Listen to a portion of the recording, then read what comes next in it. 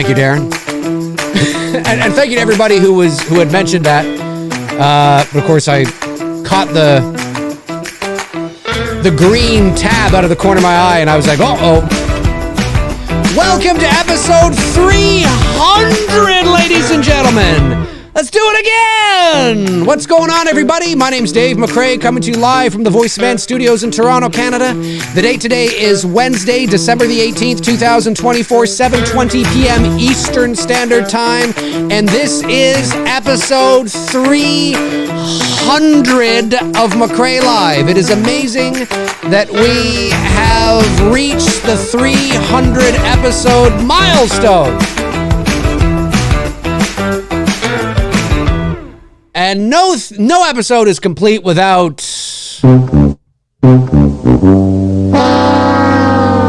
No, I actually haven't played that one in a while. Oh, not that one, this one. Not that one, this one! That was the one I was playing, I think, wasn't it? Was that the one I was playing? God, I can't remember now. I'm all back to sort. That's a good one. Was that the one I was playing? I can't remember. Who the hell knows? Who cares? Anyways, what's going on, everybody? Well, welcome to, I got my water bottle in front of the buttons and I don't know which one I hit there. Nonetheless, welcome to episode 300 of McRae Live. Thank you for tuning in. If you are, we'll see who rolls on in to celebrate 300 episodes. And I did notice there that, what do we got? We got Andrew Stevens, one of our great moderators. Andrew Stevens just gifted 5 memberships to Rosalia, to Kyle, to Denise, to RJ, and to Scott. Amazing. Thank you very much, Andrew. Really, really, really appreciate that. And a member chat from Steve Ross, been a member for 16 months, says happy 300, Dave. Thank you very much, Steve. I really appreciate that. I don't feel a day over 45. It's amazing that I'm 300. But no, it's been, you know, I was reflecting on the show and the channel and thinking about the new year and what the new year could bring, you know, and you know, what I want the channel, you know, where I want the channel to go or what I would like to do with the channel.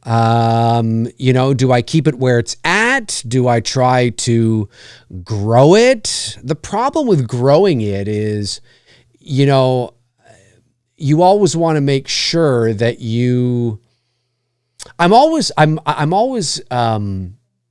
I admire those that have such a broad interest. You know, there's so many shows in the entertainment space that just talk about movies in general. And, you know, I admire that, you know, and they talk about all the things that are hot and current right now, and they talk about all that. And the reason why I bring this up is because I've been asked a number of times over the years, you know, why don't you review movies? Why don't you talk more about this or more about that? And I usually come back with, because you know, in order for me to really dive into a topic, I really need to be passionate about what I want to talk about. And a lot of the stuff that I'm passionate about, that I've switched gears on a couple of times. I've tested the waters with some shows. Some of the shows have done all right, and then some of the shows haven't really done well. I find this ironic. The shows that I've done in the past, and there hasn't been a lot, and I don't just mean McRae live shows. I mean any live show that I've done. You know, if I talk about, like, you know, cinematic language, or I talk about, you know, a horror movie and I break it down, or I talk about, you know, the behind the scenes, ironically, I find that those shows don't really do that well. I guess maybe, I don't know if it's too much for my audience, or if it's over the heads of some people, or if they're just not interested in behind the scenes stuff, or, you know, what the situation is. And so when you have a YouTube channel and you have been doing it as long as I have, and you've exhausted, you know, the main sort of topic, which is Halloween. That's what gets everybody excited. But there's only so many ways you can talk about Halloween. You know, and again, I'm not speaking about anybody specific in the chat or who's watching. I'm speaking generally, is that, you know, audiences are fickle, and audiences like routine. and they don't like change, and they don't like when you try to change or try to grow. They think, what's going on? What's happening? I like my little show. It's comfortable. I know what to expect. Audiences love to know what to expect. And when you throw them a curveball, or you ask them to think a little bit, or you ask them to step up their knowledge, or to invest maybe, in some other things. Again, I speak generally. Audiences can be a bit fickle. It can be a bit fickle, because humans are creatures of habit, right? We like routine, we don't, we're like cats, cats and pets, right? But cats especially like routine, right? They like routine. They don't like to, you change something and all of a sudden it's like, what the hell's going on? What the fuck's going on? And I find audiences are like that too, because there's a lot of different things I would love to talk about, but I know that it's not going to get the engagement. And so then there's this side where it's like, well, do I start another channel? Where I talk about all those things. But I'm like, well, geez, I start another channel. That just that's 2 channels I have to deal with. And then it's like, I got these 2 channels, and oh my God, all this stuff. And so it's interesting, and I bring that up today, obviously, because it's the 300th episode of McRae Live. We're closing in on 2025. And, I find that, as I'm sure I'm not the only one, when you get to the end of a year, you look back at your channel and you look back at your year and you think about the future and you think about, what do I want to do? Where do I want the channel to grow? It's no secret. There's a reason why I have not hit 30,000 subscribers yet, right? There's a reason why I've been sitting at 29,000, 28,000 for, basically almost a year and a half. There's been very little growth with new engagement. And there's reasons for that. And that is largely because I'm very busy. So I'm not as consistent as you need to be in order to grow the channel, right? That's one thing. There's another thing where, when I sprung onto the scene in 2017, it was all Halloween every day, all the time. And, but there's more to me than just Halloween, right? And I have more interests in the movie space, not necessarily, broadly, like obviously superheroes and Marvel and DC. And although I am very excited about the Superman trailer that's dropping tomorrow, because I do like Superman as a character. But anyways, I'm just sort of going on a rant here, but I've been thinking a lot about the future of the channel and what I want it to be, and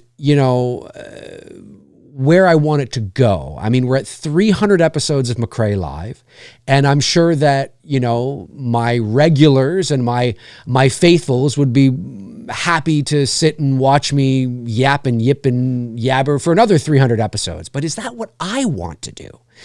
And if it isn't what I want to do, then what do I want to do, and where do I want to make the change, or what do I want to do to help grow the channel or get new eyeballs onto it? And it's an interesting sort of thing. I've thought about doing more, taking you guys out and about, into Toronto, into the city. I'm not a locations guy. I'm not a Sean Clark guy. I'm not going to be, I'm not going to start diving into that. That's just, but Toronto is a mecca for Hollywood films. And sometimes, I thought, maybe I should, basically diversify it a bit. Instead of just sitting in the studio all the time, being a talking head to you, which can be a lot of fun, I thought maybe I should take you out into the city, show you some filming locations, I don't become a filming location guy. I just mean, here's an episode that I just take you on a field trip, or, I don't know, some people have asked, well, maybe you should get Bruce on more and collab with him and get him going. It's like, well, it's easier said than done. He's a very, very busy guy. He does work 9 to 5. He works in the entertainment business, but he does work 9 to 5. He's got a family. He's got children. And this isn't his passion, right? He loves to come on and hang out but he said to me on many occasions, I would never even have any time to do a YouTube channel, because by the time his day is done, he's just like, I just want to sit down and do fuck all, and so bringing him on, I can bring him on every once in a while, but having him there as like a regular all the time, I think it's probably not going to happen, to be honest, because he's just so busy with so many other things. And so, yeah, I've just been thinking a lot about the future of the channel, and with 2025 coming up, I sit back and I think, what is it that I want to do in regards to the channel? Where do I want it to go? And because I think it has, I think in terms of where we're at right now. Now, listen, of course, Miramax can announce a new slate of Halloween movies, and all of a sudden, hey, it's all this Halloween. But I don't want to just talk about Halloween. And, when there's not really, and I can talk about Scream, and I can talk about that, which I have done, but I'm not a news guy either. Right? I'm not a breaking news channel, right? It's just not what I am. I'm punditry. I'm that talk radio kind of thing. And, and so there's just a lot of things that I'm just being honest with you guys, because you guys are the viewers. You guys are why I'm here. I'm just letting you know that I'm in the process of thinking about how to keep the channel fresh and where we can move the channel into 2025 and keep it interesting, inject some new life into it, grow it a bit more. I don't need to be at 100,000 subscribers. I don't care about that kind of stuff. But it would be nice to inject some new life into it. I think, to keep it interesting rather than just, I'm just sitting here talking to you guys. What that is, I don't know. Is that another show? Is that revamping the show? Is that changing the look, changing the cameras, changing the logos? Sure, you could do that for a bit, but then, the novelty is going to wear off after a few months anyway. And so does it mean bringing in, a co-host, switching up the show and having a regular host, co-host to make it more interesting? I don't know. I have no idea. But these are the things that I'm sort of thinking about to try and keep it fresh and interesting. And I can tell you that every single YouTube channel you watch deals with the same thing. It doesn't matter if it's Cody Leach. It doesn't matter if it's Wham. It doesn't matter if it's the TSL guys or, Wolfman's Got Nards or gigantic, humongous channels with hundreds of thousands of subscribers. They all face the same thing, which is, you will hit a certain point where you go, we've been doing this for a while, How do we keep it fresh? How do we inject new life into it? What do we do? Everybody thinks about it, everybody faces it. And I'm sort of at that point now where it's like, what do I want the channel to be? Because there are a lot of topics. Like I said, I've tested the water a few times and the engagement is just not there. If I'm not talking about Michael Myers, Freddy Krueger, Jason Voorhees, or Ghostface, the engagement drops significantly. And that's unfortunate because there is more to the world of horror and movies than those characters. And, there's lots of horror movies I would love to talk about, but the engagement isn't there. And if I'm going to sit down for an hour and a half or 2 hours, I've got to have more than 45 people in the room, right? I mean, this is, it's got to happen, right? And so, the engagement needs to be there. And unfortunately, the topic alone is just not doing it. And then you look at, and of course, it makes sense when you look at how I sprung onto the scene, right? I sprung onto the scene as one of the Halloween guys, right? So it makes sense that people love it and that's what they want to talk about. But, I have over 1,400 videos on my channel, live shows included. There's over 1,400 videos on my channel, and at least 75 or 80% of them are Halloween related. I've talked about everything and anything under the sun. There's only so many ways you can skin a fish.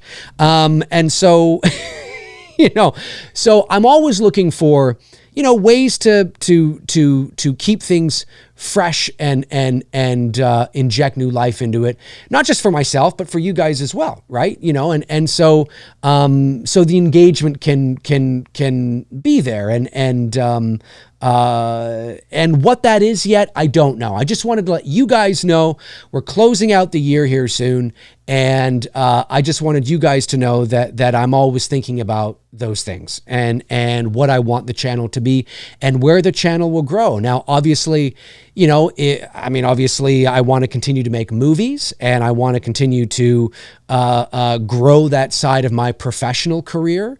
And I would love it if there's no disrespect to you guys, but I would love it if I got so busy making a movie that I had to step away from the channel for 3 months. I mean, that would be amazing, right? And I think you guys would be like, that's amazing. Yeah, you know what I mean? And so that obviously is something that I would absolutely love. The voiceover side of things obviously is always very busy for me. And I hope that continues to be busy for me as we move into 2025. So my professional career, obviously, I hope continues to grow and continues to be busy. But my hobby career, which is, the YouTube channel, I sit back and I think, what do we want to do? I've thought about putting polls out there. Maybe I should do that. Maybe I should put a couple of polls out there and see what you guys want, more of, and see sort of what you would be interested in watching, because, it's just part of, it's the reality, right? It's the reality of people. It's human nature that when, people, again, they like routine and they don't like their routine broken. And I mean, listen, I'd love to do a show on voiceover. I have touched on it in the past, but I'd love to talk about voiceover and animation and how voiceover is done with animation. And I'd love to take you guys on a tour of one of the studios that I do voiceover work at. I'd have to obviously confirm it and have it approved. I couldn't just walk in there and start filming. But I thought that would be really cool. But then I think, well, are you interested in that? It's part of the entertainment business. I know it's not horror movies, but it's part of the entertainment business. And I thought maybe that might be something that you might be interested in. But then if I upload that, it might be, it's not Halloween. Who cares? You know what I mean?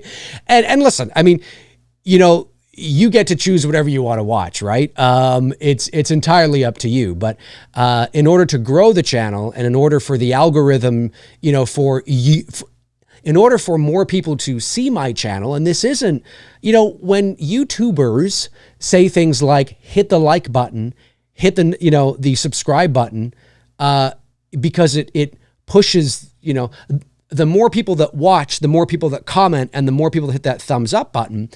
It's not just for their own ego or their own vanity. It is actually true that when a video is thumbed up a lot or there's a lot of views, YouTube sees that and says, well, this is popular, so we're going to continue to push it, right? And if nobody does, then YouTube says, well, nobody's interested in this, so why the hell should we push it? That is actually true. You hear people say that all the time. It is actually true. That is actually how it works. And so that's why YouTubers are always thinking of how can we get more people to watch? How can we get more people to engage? Because if nobody's watching, what the hell are we doing? Right? And obviously you always want to grow. And so, so I just wanted to sort of say that off the top. I've spent about 20 minutes talking about that, but obviously I also want to say, I would be very remiss if I said, or if I didn't say that I appreciate each and every one of you that does watch, that does continue to watch, that of course is part of my membership. I really appreciate that as well.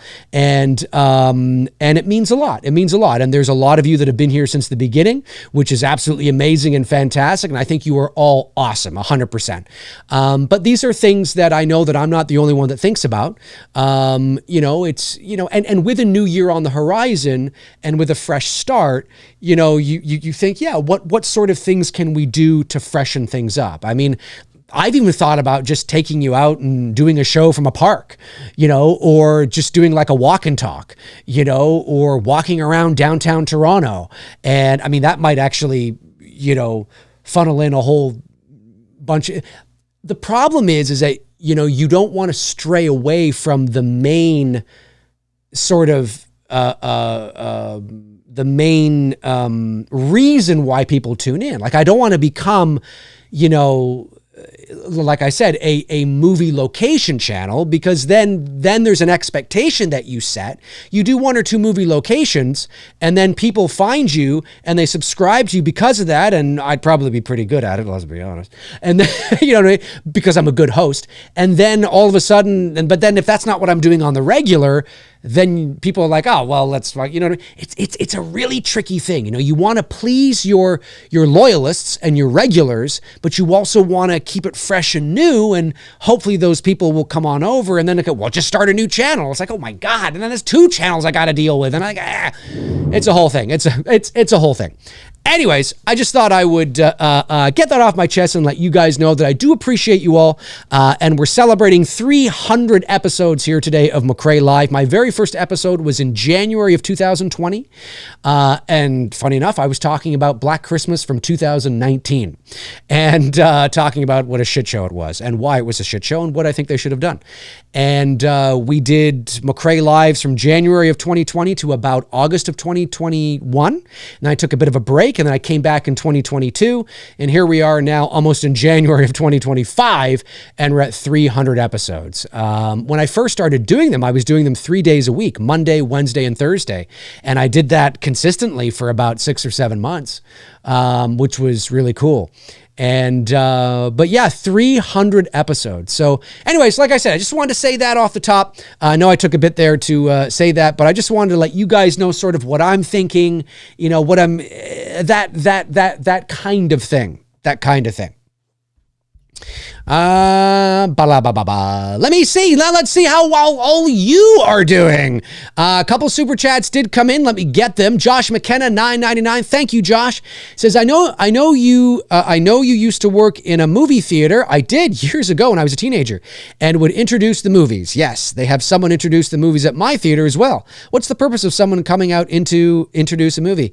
That's interesting. Yeah, they did that. That was my job back in the 90s when I had a job in a movie theater. That was when the big Coliseum multiplexes, stadium style seating type movie theaters were first coming in, and they were trying all sorts of things to make it feel VIP, prestigious. You know what I mean? And one of those things was one of the people who worked at the movie theater walking to the front of the movie theater and introducing the movie, the runtime. It's completely unnecessary, but it was just one of those extra little things that I think probably was better on paper. The problem is that most teenagers, which is the vast majority of the age group that work at movie theaters, are not good at that kind of thing. I was very good at that, even at 18 and 19 years old. And I was so good, and I'm not trying to be braggadocious here. I'm just saying how I am right now is how I was when I was 18 or 19. I just looked and sounded more 18 or 19-ish, although I still kind of sounded, older. But I remember my manager pulled me aside and said the head of Cineplex, or not the head of Cineplex, but like a big regional sort of big wig of Cineplex, which is Canada's AMC, was in the movie theater when I introduced one of the movies. I don't know what movie it was. Think back to 97, 98. I don't know. Maybe it was Men in Black or something. I don't know.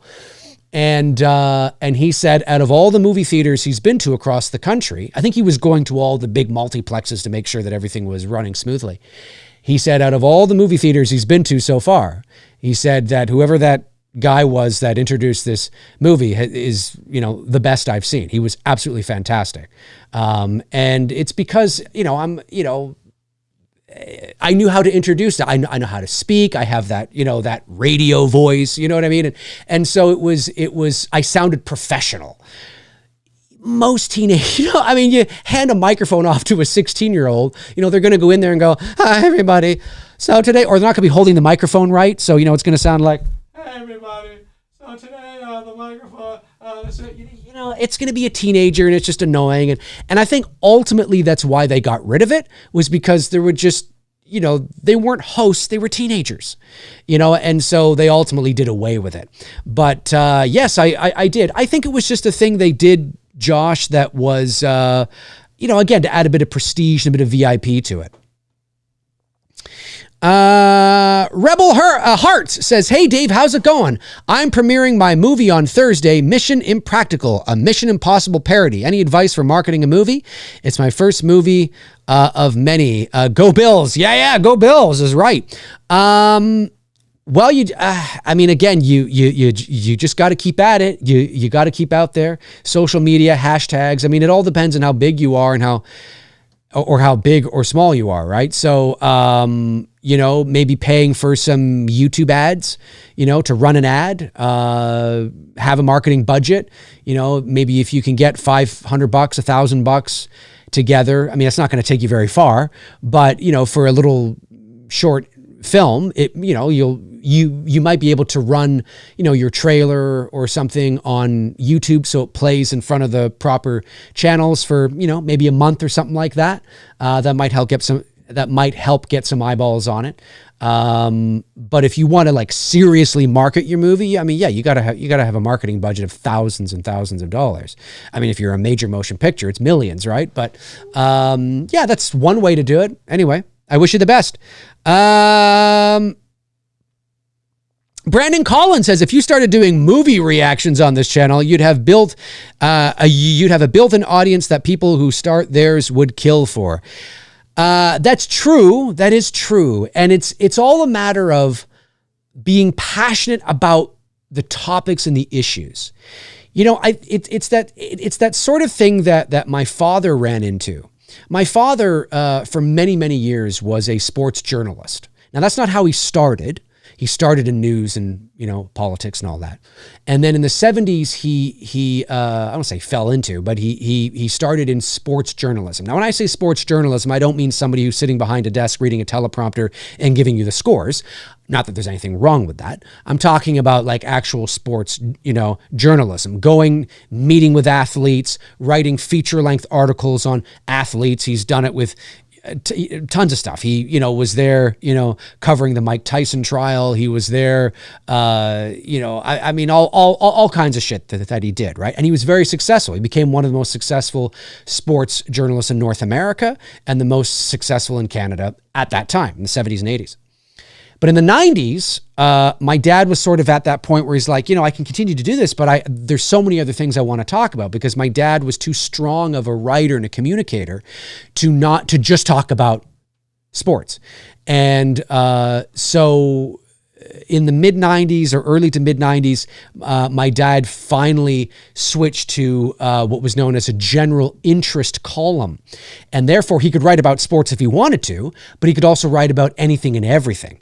And then that's when he really, I mean, it's a later, I mean, he was already in his 50s, but a new sort of phase of his life, or a new phase, because he'd been in sports for the last 25 years. So now he was, moving into other areas. And my dad was there at Princess Diana's funeral in 1997. He was sitting a few rows away from Elton John. He was there covering it, and he wouldn't have been able to they would not have sent him if he was a sports journalist, right? And so he covered all kinds of stuff. Which he was doing very early on in his career. And he was passionate about it. And that's sort of what I'm looking for now, is that balance between, if I want to continue to keep this YouTube channel going, and I don't see any reason why, I wouldn't, I'm trying to think, how do I continue to be passionate about what I want to talk about? Because there's a lot of things that I am passionate about, a lot of things I'm really into, but you guys are not. And I say you generally. I don't mean you specifically, because you might go, well, I am. But I just mean generally, right? And there's lots of topics where I'm like, oh, I'd really love to dive deep into that, or I'd love to talk about that. But I know I'm only going to get, 45 people tuning in, because people are going to see me go live. They're going to go, oh, Dave's talking. I don't really care about that. Now, not every single show you do is going to get the same engagement, right? I just know that there are things that are a bit of a curveball for the average viewer. You know, when you're talking about Halloween and Michael Myers, and then you want to talk about cinematic language and deep dives into the, you know, psychology of the layers of storytelling, that's a curveball for a lot of people, right? Because talking about Michael Myers and doing rankings and top tens, and it's very surface level, right? Very kind of like very easy, palatable, you know, everybody can join in, everybody understands, you know, what's going on. But if I start talking about cinematic language and symbolism and diving deep, you're going to get some of those people, but then you're going to get some people like, oh, I don't care about that. That's just over my head. Don't care about it. I'm not tuning in. And that's totally okay. But I find that with my channel, when I do it, there's a significant drop in engagement. And so that tells me that most of my viewers are not interested in that. Not everybody, but most of them. And so you have to be careful, right? And so, yeah, it's just about that balance of, you know, if I really do want to talk about that, well, then you start a new channel and then it's not taking up room on here and it's a whole different thing.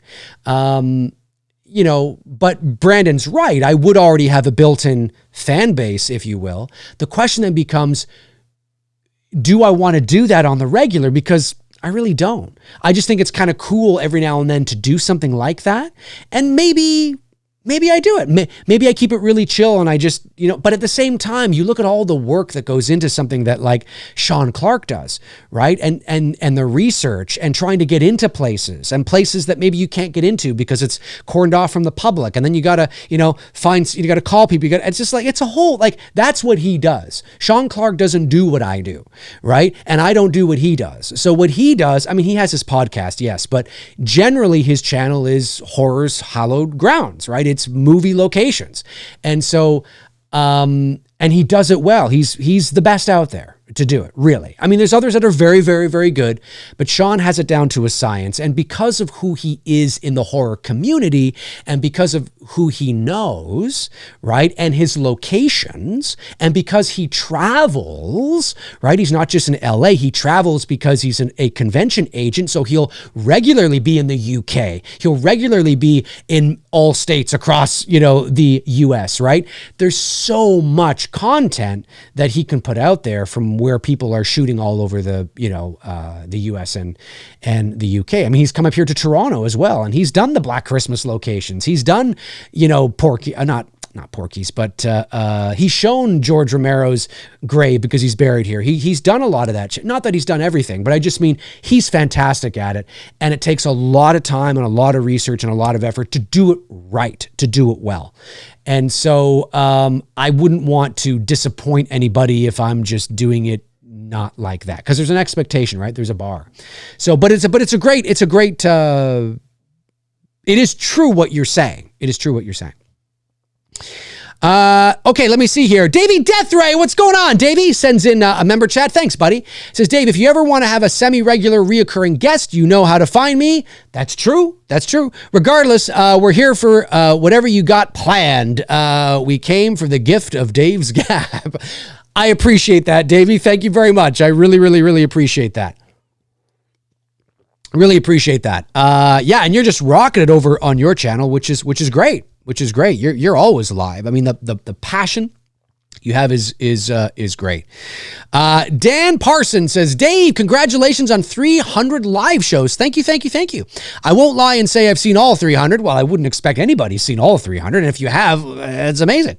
But I do remember show number 1. Thanks for all the joy you bring to us. And here's to the next 300. Merry Christmas. Well, Merry Christmas to you too. And thank you so much. Yeah, I remember that one. Yep. January 2020. Flick Symmetry. Hey, what's going on? Says, thanks, Dave, for the signed IMDb poster. Great, it came. You got it. Amazing. Looks awesome. I will have a place for it in my home theater among my other originals. Awesome. So glad that you got it. There's more coming, by the way. The Canada Post strike is over. So we shipped those via FedEx because we didn't know when the strike was going to be over. So anybody who's entitled to an It's Me Billy Chapter 2 signed poster, Bruce sent them out last week or whatever it was. So keep a lookout for them. They were sent via FedEx. Now that the Canada Post strike is over, we'll be shifting back to Canada Post. And so those of you that ordered snow globes and ornaments, be on the lookout. There's probably a backup, but be on the lookout. They're probably going to start moving again and coming because I did send them like a month ago. And tomorrow I'll be sending off the holiday sweaters, the Black Christmas sweater with the hands, right? I will be sending those off tomorrow, and I will be sending off those of you that are entitled to the Halloween Kills flashback Michael Myers mask. Those are being sent off tomorrow. If there's some reason why I can't send them off tomorrow, I will let you guys know, but I am going up to the post office tomorrow to do that. So I don't see any reason why I can't do it because the strike just ended, and unless there's like a lineup out the door and I'm just like, oh my God, I don't know. But my plan is to go up first thing tomorrow morning at 9 a.m. and send those off to you. The digital download package, of course, was sent out a couple of weeks ago. So those of you that were entitled to that, you should have received an email. And then the hoodies and the t-shirts are supposed to be coming in the next couple of weeks. And then we're going to get the scripts off as well. We're really moving here with chapter 2.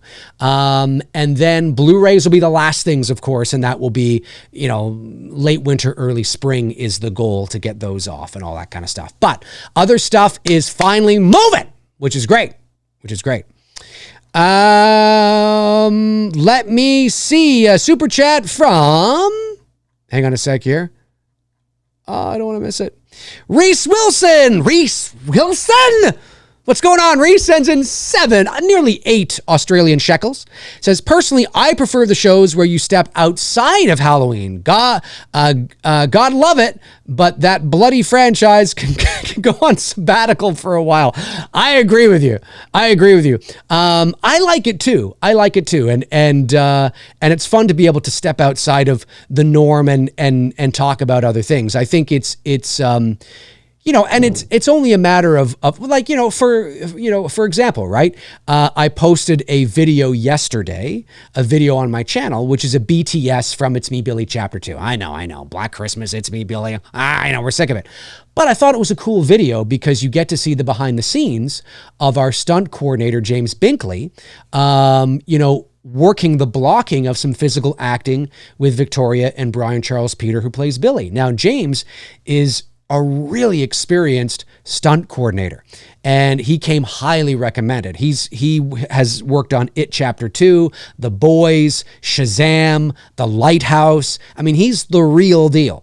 And I thought, this would be cool to show you guys, kind of like, a behind the scenes.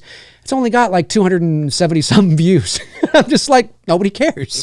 Nobody cares, right? And I'm not saying that you should care. If you don't care, you don't care. And that's totally cool. But sometimes it surprises me what hits and what doesn't. I'm like, I thought people would be like, this is kind of cool. You know what I mean? Like, this is, because aren't we into behind the scenes shit? I know it's behind the scenes if it's Me, Billy. And if it was behind the scenes of Black Christmas, or if it was behind the scenes of Halloween, that'd be different. And I totally understand that. I'm not delusional. I'm just saying that it's a pretty cool video. If you're into the behind the scenes, if you're into the filmmaking process, if you're into, what happens and what goes on behind the camera, and how does a stunt coordinator of his caliber and his expertise work through the blocking of some physical acting with actors on a professional set, check it out, because you might find it interesting. But it's little things like that, right? It's navigating I'm really into that. I love that shit, but not everybody is, right? And so it's always trying to find what is my audience going to be into. But at the same time, I don't want to sacrifice my passion, because if I sacrifice what I'm into and only do things or talk about things that the audience is into, then I'm going to experience burnout. I'm going to get frustrated and annoyed because I'm really not talking about stuff that I want to talk about. I'm just doing it for you. And at the same time, it can't be like that. Like I got to be passionate about it as well, right? And so yeah, it's just that dance, trying to figure out sort of where are we moving into 2025. And obviously there will be 301 and 2 and 3, because we still have to fill some It's Me Billy perks. But where do we go beyond that? What do we do? What's the future of the channel? And it's okay not to know. I just like to let you guys know where I'm at and what I'm thinking, and maybe what I want to do, and to keep it fresh and inject new life into it. Because it's really interesting. And I don't, again, I say this not in a braggadocious way. I say this because it's actually kind of true.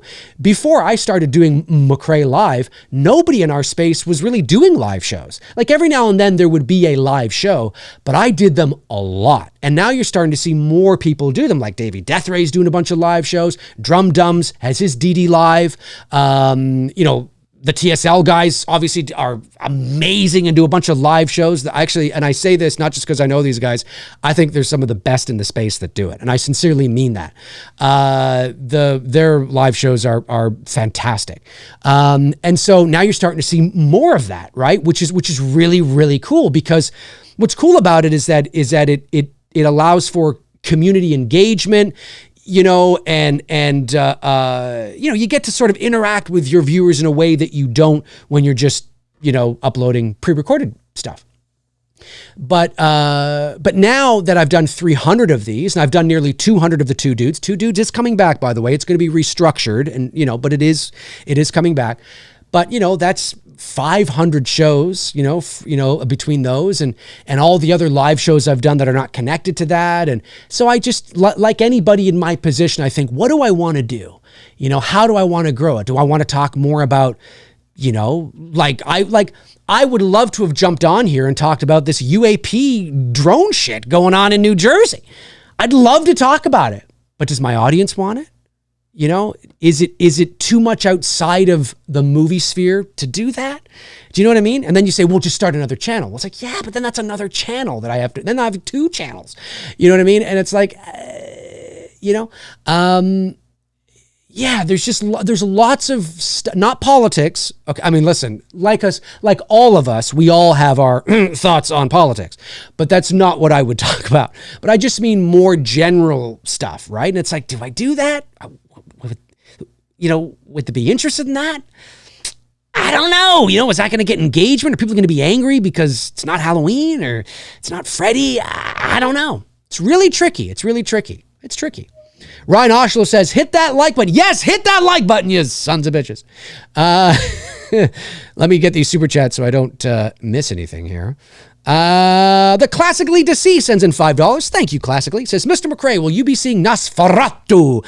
I've been seeing nothing but rave reviews. Heard it's dripping with great mood and atmosphere. Your favorite. I probably will go see that. Yeah. Yeah, I definitely want to see that movie. It looks like and you're right. It is dripping with mood and atmosphere. Really, really awesome. Oliver Mercer says, I have my poster, Dave. It's awesome. Yes, awesome. Love it. Love it. Love it. That's awesome that more of you are getting your signed posters. Amazing. See, they're coming. They're coming. We're working on it, baby. We're working on it. We're not going to leave you high and dry. We're working on it. Hang on.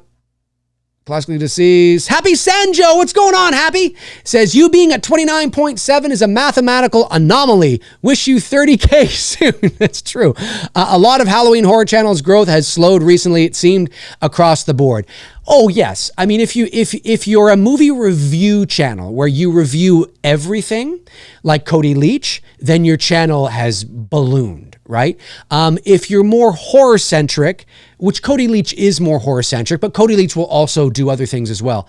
But look, it's no secret. I'm a small channel. I mean, I'm a big channel to some people, but in the world of the space, I'm still relatively small.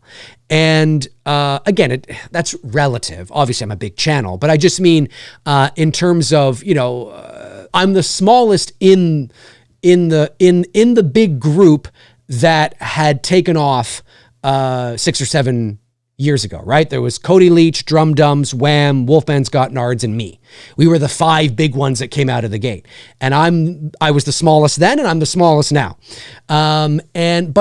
But the reason for that is it's not personal. The reason for that is, now, funny enough, I still get great engagement, right? So any live show I do will still get about 2,500, 3,000 views, depending on what I'm talking about, of course, but generally on an average, I still get that, which is great. I still get, 120, like I said, there's 123 people in here right now, which is fantastic. So my engagement is still really strong, which is really, really great. It's just a matter of, I think people have really seen me as the Halloween guy. And they don't, look, there's some people that will make comments and say things like, Dave, you shouldn't say you're a voice actor because, you actually have to do voiceovers to be a voice actor talking Halloween on YouTube. That's not there are people that actually really don't know what I do for a living. They really just see me as Halloween guy, right? And don't understand that I am a professional voice actor who works in the entertainment business. And so, and that's largely because my topics have been really focused on Halloween, right? Which I love talking about. But it's not the best for growth. It's not the best for growth. And the problem is because I didn't talk about more things in the beginning, now to change that and talk about more things, generally speaking, people get all, no, Dave, we don't change anything. Like, we don't want to, what? Hang on a sec. Dave's talking about like Superman. Like what? Hang on. Whoa, what the fuck's going on? People don't like that. They don't like a change in routine, right? It feels weird to them. Again, I'm speaking generally, but, so it's just a matter about how to navigate into 2025 and mold and inject new life into the channel without you feeling like I've removed the DNA from the channel, right? It still feels like the Dave McRae channel, but it's new. And, there's this new thing he's doing, or it's fresh, or he's got these new things he's talking about, but it still feels, I don't feel like it's a completely different thing. That's the tightrope that everybody in my position walks, because, we can only talk about the same things so many times, right? Thank you, Happy. Josh McKenna sends in $19.99. Thank you, Josh, and says, I haven't posted much on my YouTube channel in a while, but I got mostly positive feedback along with some trolls. Oh, you always get trolls. I don't want to judge a book by its cover, but I can normally tell trolls by their profile pics. Oh, yeah. And a lot of trolls seem to have gaming YouTube channels. Like, a lot of trolls will, if you go to their account, they'll be like gamers. I don't know what that says about gamers, but for whatever reason, they'll be like videos they've uploaded about people playing video games. I don't know what that is. Maybe it's because they sit at home and do nothing but play video games. I don't know. I don't want to feed into a stereotype or create a stereotype, but I agree with you. If there is a troll, usually they all, and if you do this long enough, this sounds so bad, but it's true. So I'm just going to say it. If you do this YouTube thing long enough, you will eventually at some point, discover what one of the trolls or several of the trolls actually looks like, because I don't know, you'll see them talking smack about you on Instagram or Facebook, whatever, and there's their profile picture. They all look like they're, you know what I mean? I'll just say it like this and kind of read between the lines. They all look like they would be scuzzy, scum-sucking people. You know what I mean? You know what I'm saying? They just look like that. I'm just saying. I'm just saying, like, I'm not surprised. Oh yeah, you look like you would be somebody that would do this. It's crazy. It's crazy. Thank you, Josh. Really appreciate that, buddy. Cody Snyder, one of our great moderators, been a member for 16 months, sends in a member chat, says, I'm about to make 300 other accounts and I'm going to hit the sub button each time. Happy holidays, General. Thank you, buddy. Really appreciate that. Happy holidays to you as well. Movie Chat and More Part 2 sends in £2 and says, what do you think of Butler as the new Patrick Bateman? I think it's a good choice. I think he's a handsome man, and I think he has that typical suave, yuppie, kind of, I was going to say guppy. But that thing, I think he's going to do a good job. Now, you always have your American Psycho purists, of course, that this is blasphemous that it's even being remade and nobody could take his place. Fine. But I think it's a good choice. I mean, if they had cast like, I don't know, they had cast, Seth Green, I'd be like, what the fuck are you doing? But I think casting somebody like Austin Butler, That's amazing. That's amazing. He's got the looks. He's got that suave, he's got the right look. And I think he's a great actor. And I think he's going to do a great job. Whether the movie's going to be good or not, I don't know. But I think he's going to do a great job. For sure. Let me see here. Matthew Farisi sends in $9.99. Thank you, Matthew. Says, congrats on 300. Thank you, Matthew. Looking forward to seeing you kick off a nice directing career. Oh, fingers crossed. It's funny. I was on set about a week or so ago. Shout out to PJ, if he's watching. I don't know if he is. Peach, one of my viewers, is a production manager here in Toronto, and he invited Bruce and I down to the set of this reality show that's been shooting, so I got to sit in on that and just being in that. And it's funny. I've been on the set of that show twice now, and I was on the set of Creepy Bits season 2, which is now on Hollywood Suite. Is it on Prime? I'm not sure. But anyway, our first AD on Billy 2, David Fernandez, is the George Lucas of that little show, Creepy Bits, and he spearheaded that. And a lot of our crew that worked on Billy 2 also worked on Creepy Bits. Anyway, so I got a chance to go down and sit in on an episode of that where they were shooting on a volume stage, which was just awesome. And I can tell you, like, every single time I've been on set, and I walk in, and it doesn't even have to be my project. Just being in that environment and sitting there and talking with other creative people, sitting behind the scenes in the Video Village area, watching on the monitor, just watching the process, being in that environment, it feels like home. It's the same feeling I get being in a voiceover studio. It's like I'm meant to be here. And with the filmmaking, because it's more new for me. Again, I mean, I've spent a long time in the entertainment business, but mostly on the voiceover side of things. Even though I did go to film school, being on professional sets, it's like I feel I belong here. It feels like, I don't know if any of you have ever had that in your life where whatever it is, a work environment, I guess it'd be a work environment, like you just feel I belong here. It feels good. I feel at home. I feel comfortable. Like this is where I belong. Do you know what I mean? I'm sure you've had that feeling with something in your life. Every set I go on to, whether it's my own set or somebody else's set, I feel that. And just getting to know new people and watching the process. And, it's no secret that Bruce and I, obviously, we want to continue to collab together and direct together. Of course, we're always going to do that. But we also want to solo direct as well. And we have projects and ideas that we would love to solo direct as well. So I'm very excited about that opportunity as well, hopefully in the future at some point. But it's just, I just want to continue to build that side of my filmmaking career.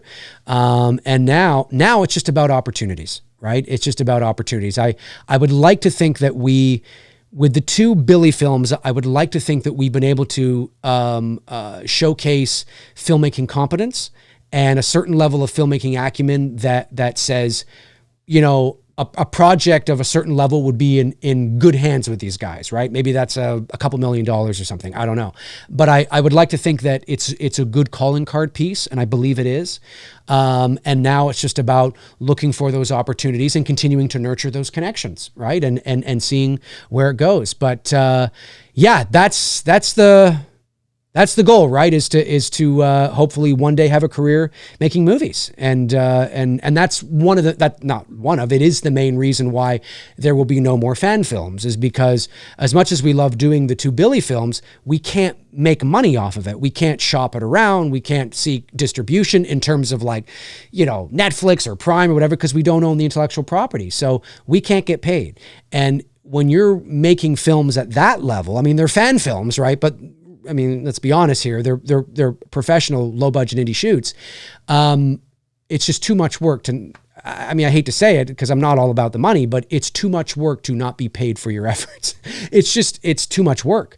I mean, if we're going to do this, well, now it's time to. We've proven we can do it, and now it's time to take it to the next level, right? And so we'll see what happens.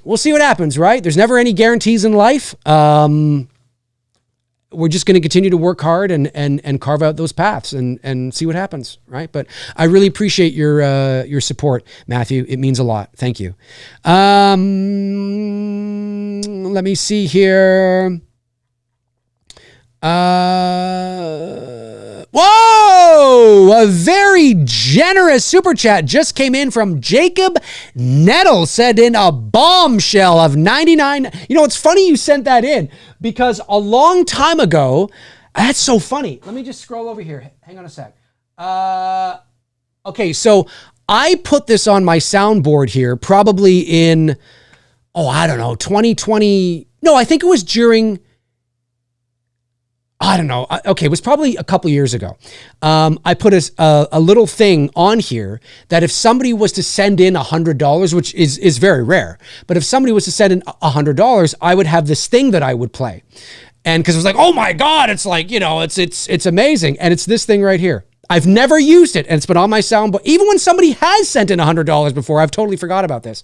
Ladies and gentlemen, something incredible has just happened. Yes, that is me. This viewer has just sent in a gigantic $100. That's funny. That's funny. I put that on there like, yeah, maybe it was 2021 even. It was a long time ago. It might have been, actually, now that I think about, holy shit, it might have been 4 years ago. It might have been during when we were doing the Billy-a-thons. Remember when we did the Billy-a-thons? If you're new to my channel, you probably know what I'm talking about. But when we were raising money for It's Me Billy Chapter 1, we did a couple of Billy-a-thons to raise money here on the channel. People would send in super chats, and we raised about $3,500 between the two a-thons we did. And I think, but I never used it. I never used it because I don't think anybody sent in 100, or maybe somebody did. I can't remember. Anyways, I probably forgot, but it's been on there for a long time. So there you go, Jacob Nettles. You are the first person to get that. You're the first person to get that. Thank you very much. That's very, very generous. I really appreciate it. Hey, Dave, have you watched the Superman, the Christopher Reeve story documentary? Not yet, but I hear it's phenomenal. Love your live streams. Could you do me a favor real quick and watch the 1990 trailer for the Kevin Costner movie Revenge and tell me who the narrator is? It sounds like Don LaFontaine or Hal Douglas. Let's do it. Let me do it. Voiceover. It's a voiceover thing. Oh, that's right up my alley. Let me, I will tell you who it is. Revenge, 1990. Trailer with Kevin Costner. Okay, let me watch this. Give me a second. If it's Hal Douglas or Don LaFontaine, I know the difference between the two, so I should be able to tell you pretty quick.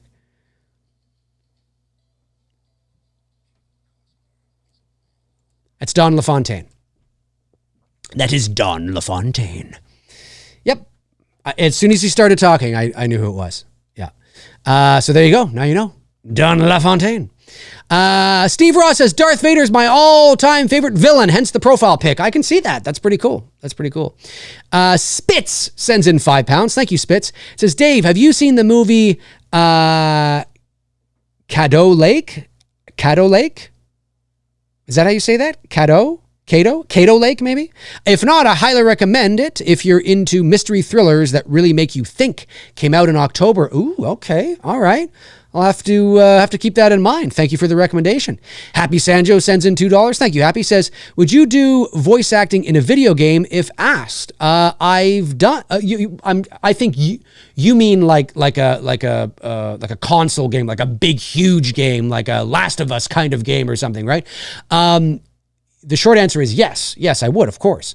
But I have done some mobile games. I don't remember what their Shadow something was one. I've done a couple of characters for some mobile games in the past.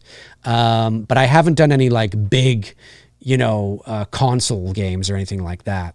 But having said that, we just wrapped season 4 of Deer Squad. I know. Nobody in here gives a fuck. But if you have little kids, you might. I just wrapped season 4 of Deer Squad. I think you can catch it on Paramount Plus, I think. But anyway, we wrapped season 4, so that'll be coming out next year. I wrapped season 1 of Lana Longbeard. If you're in Canada, that's going to be on CBC Gem and Family Channel. And then Warner Brothers Discovery has it in in Europe, but I'm not quite sure where it's going to air yet. And then the U.S. distributor is in the works, so I'm told by one of the producers. It might be Cartoon Network. That's what I'm hearing some buzz on. Not really sure. I play Helmut Hugo on Lana Longbeard, but I'll have more info on that soon. Wrapped that, and then what's the other show? Super Wings. I'm continuing to do as well. Oh, and then there's a show on HBO Max, a cartoon on HBO Max called it's the cartoon. It's called Barney's World. And there's just one season of that. And so what's happened, which is sometimes the case, is that I've been hired. There's voice actors that already do the voices on the show. But what sometimes happens is because it's not built into their contract, or sometimes maybe there's a variety of reasons why the actor who voices the character on the show may also not voice the character in toys or games or songs or, things like that. And so anyway, I'm the new voice of Billy the dinosaur, one of Barney's best friends, but I'm the voice not on the show on HBO Max, but his voice in merchandise. And we've just started that. I had my first session for that not long ago, so which is pretty cool. So I don't know if they're going to do a second season of Barney's World or not, but I do know the first season's on Max. So, but again, I'm not on that. I'm not on the show. If you buy the Billy toy one day, that'll probably be me, but not the show. And again, there's a variety of reasons why that sometimes can happen. It'd take too long to get into here, but yeah, so I'm very busy in the voiceover world, obviously, which is great. And I hope that continues for me in 2025 as well. And if I was asked to do a video game, yeah, of course I would. Of course, I wouldn't turn down a video game. The only thing that I would be hesitant to do, and I've never done, is an audiobook, because if it was my own audiobook, yeah, okay. But somebody else's book, there are audiobook narrators out there that are just phenomenal. And you have to have a real passion for it because it's tedious and it's long. And I just have no interest in it. But that's me. Cinemagic sends in 50, is this Norwegian dollars? I think I've got that. Do you have any good memories with Teenage Mutant Ninja Turtles movie from 1990? Did you see it in the theater back then? I did see it in the theater when it came out in 1990. I would have been 11. My dad took me to see it, and I remember my dad fell asleep, but that's okay. I loved it. I thought it was great. If you were a Ninja Turtles fan in the late 80s, early 90s, that first Ninja Turtles movie was like your Star Wars, or your Superman. It was amazing.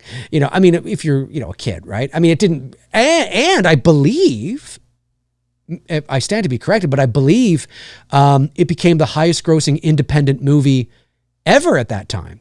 If I'm not mistaken, I think Halloween may have still been the highest grossing independent horror movie, but I know Ninja Turtles from 1990 was an indie film, and it made a lot of money.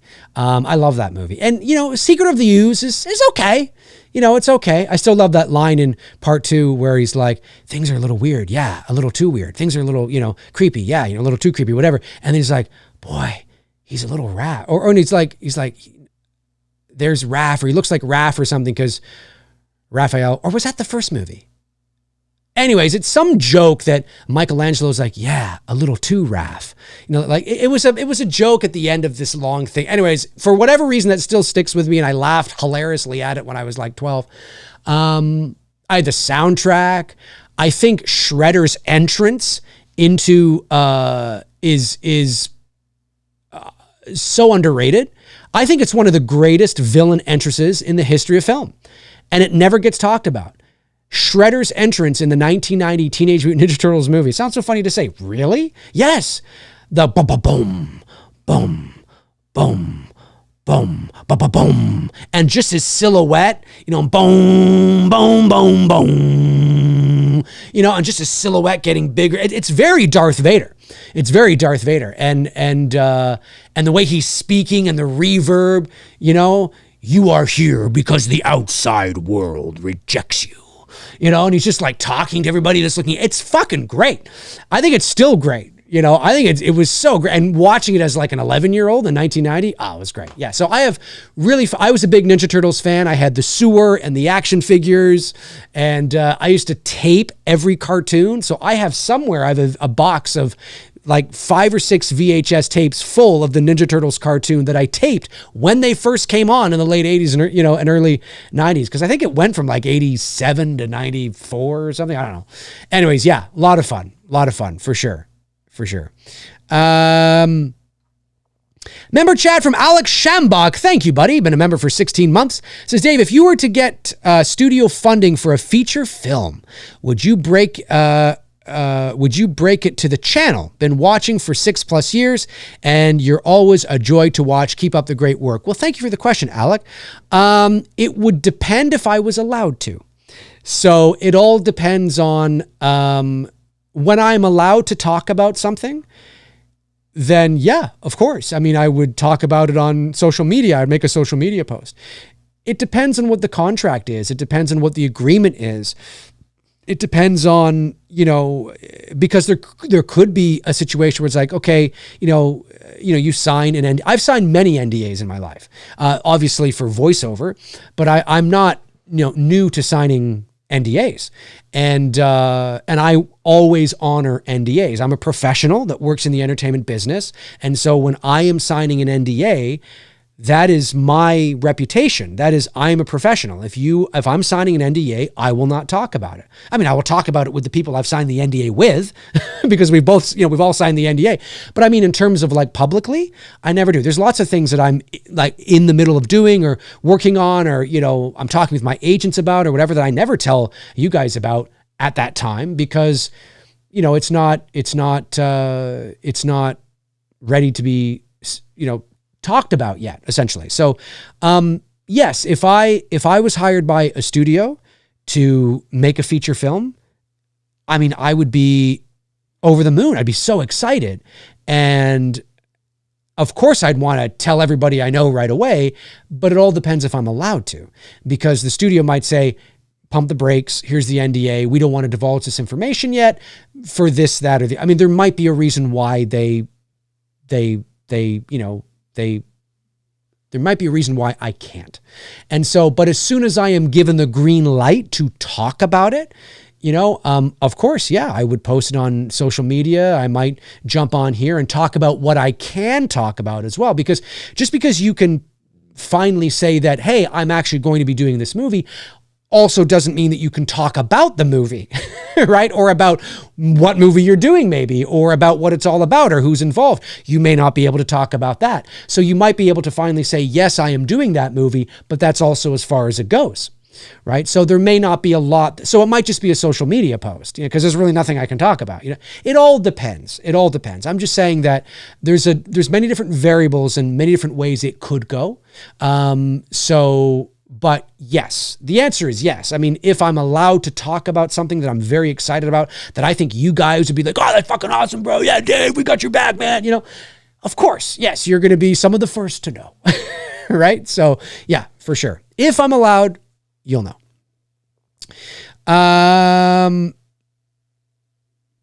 Let me see here. Oh, geez. I just don't want to miss any of these super chats. Maca52 Outlaw Gaming sends in nearly £2. Says, please listen to Troy Baker voice lines as Indy.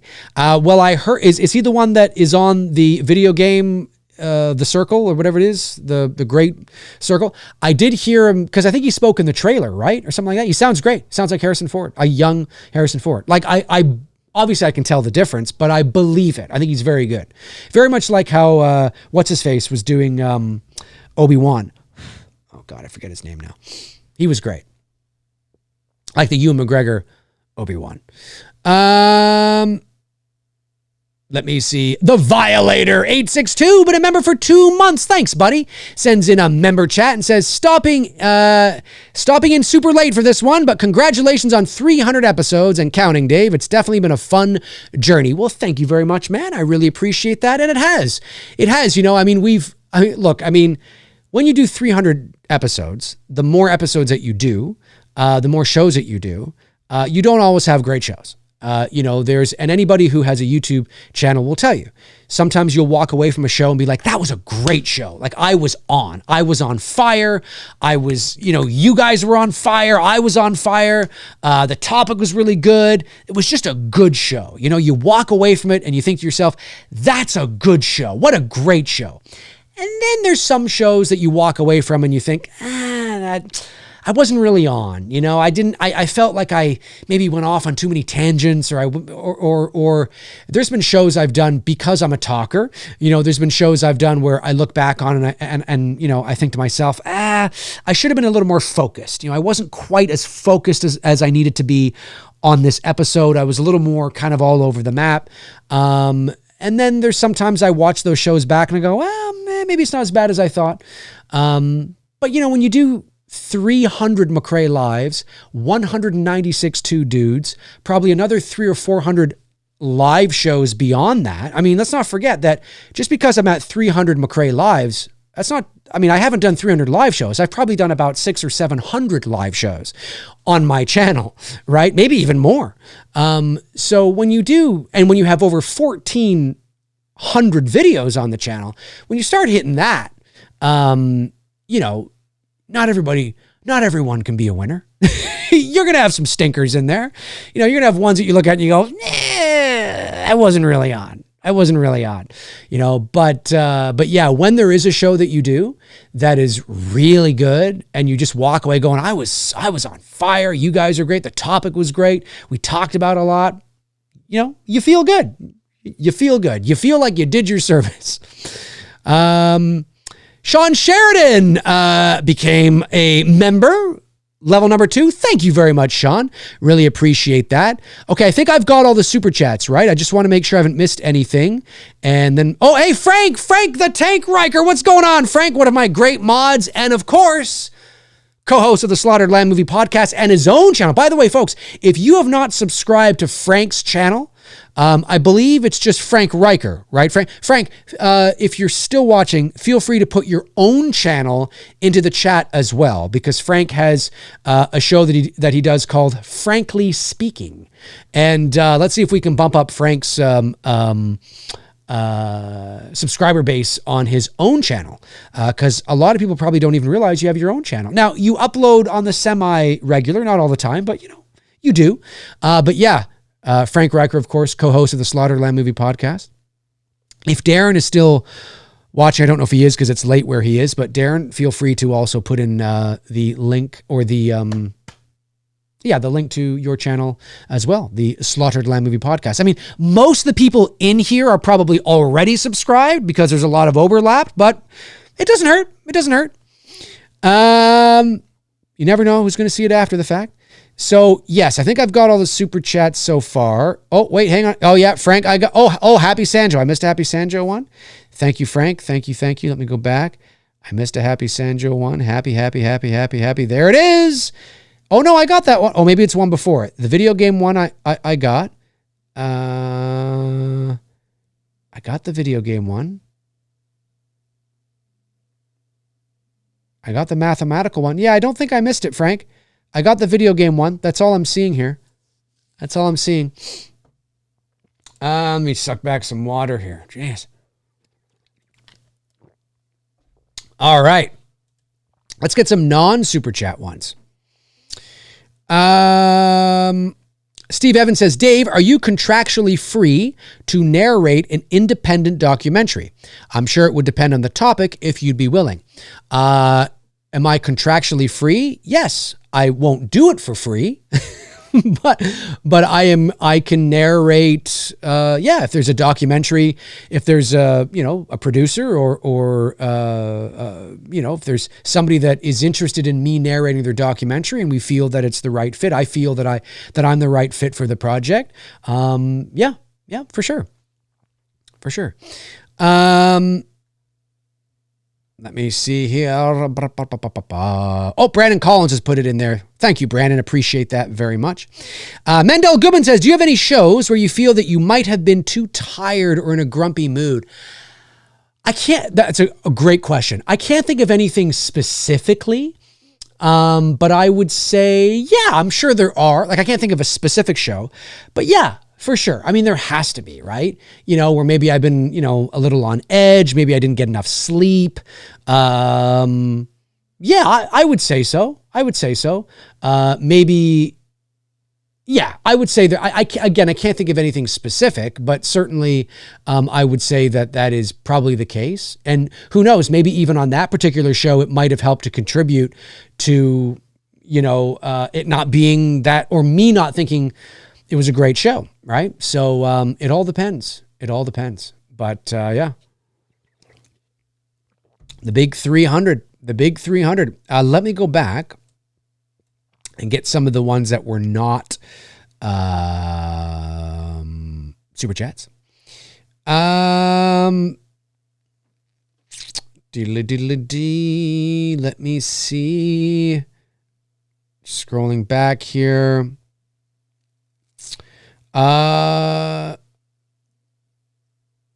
I'm just scrolling, guys, talking amongst yourself. Chester Franklin Jr. says, Dave, congrats on 300 shows. Thank you, Chester. Many more to come. That was a great picture of you, Bruce, and the girls. Hope you had a great time. You, Bruce, and the girls. It sounds like a movie. You, Bruce, and the girls. Me, myself, and Irene. Yeah, that was a nice picture. It was really great. Yeah, this past Saturday, we had a Christmas party for some of the cast and crew of It's Me, Billy chapters 1 and 2. And not everybody was able to attend, of course, but lots of people did show up, and it was great to see everybody. All the core group of actors showed up, which was great. And yeah, it was a lot of fun. A lot of fun to see everybody. And that's, yeah, it's a really nice photo of the original crew. And it was great to see Malaika, because Malaika, I hadn't seen her in a couple years, because Shelby, although she wasn't, well, Malaika and Shelby do appear in It's Me, Billy 2 in flashbacks. But Shelby was actually physically there on set because she was one of our makeup artists. So I've seen Shelby recently, but Malaika I hadn't seen in a while. So it was great to see her. And Malaika's career is just booming right now. She's great. She's been in a ton of stuff. So I'm so proud of her. So it was great to see her again as well. And yeah, no, it was a great photo. It was a great photo for sure. For sure. Really liked it. All right. Yes, I do believe I've got all the super chats. I'm going over here. I don't see. Oh, hang on a sec. Evil Monster says, hey, Dave, missed some shows. Oh, this is a member chat, excuse me. Missed some shows lately because life has been busy, but just wanted to stop in and wish you an early Merry Christmas. Well, thank you, Evil Monsterism. I really appreciate that. Thank you. And a very early Merry Christmas to you. Well, not very early. It's next week. It's, what is it, a week today? A week today, it will be Christmas again. Amazing. Absolutely amazing.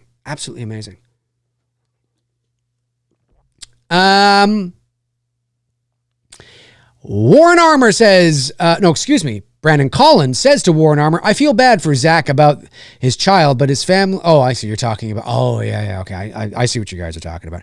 Yeah, this is so funny. So,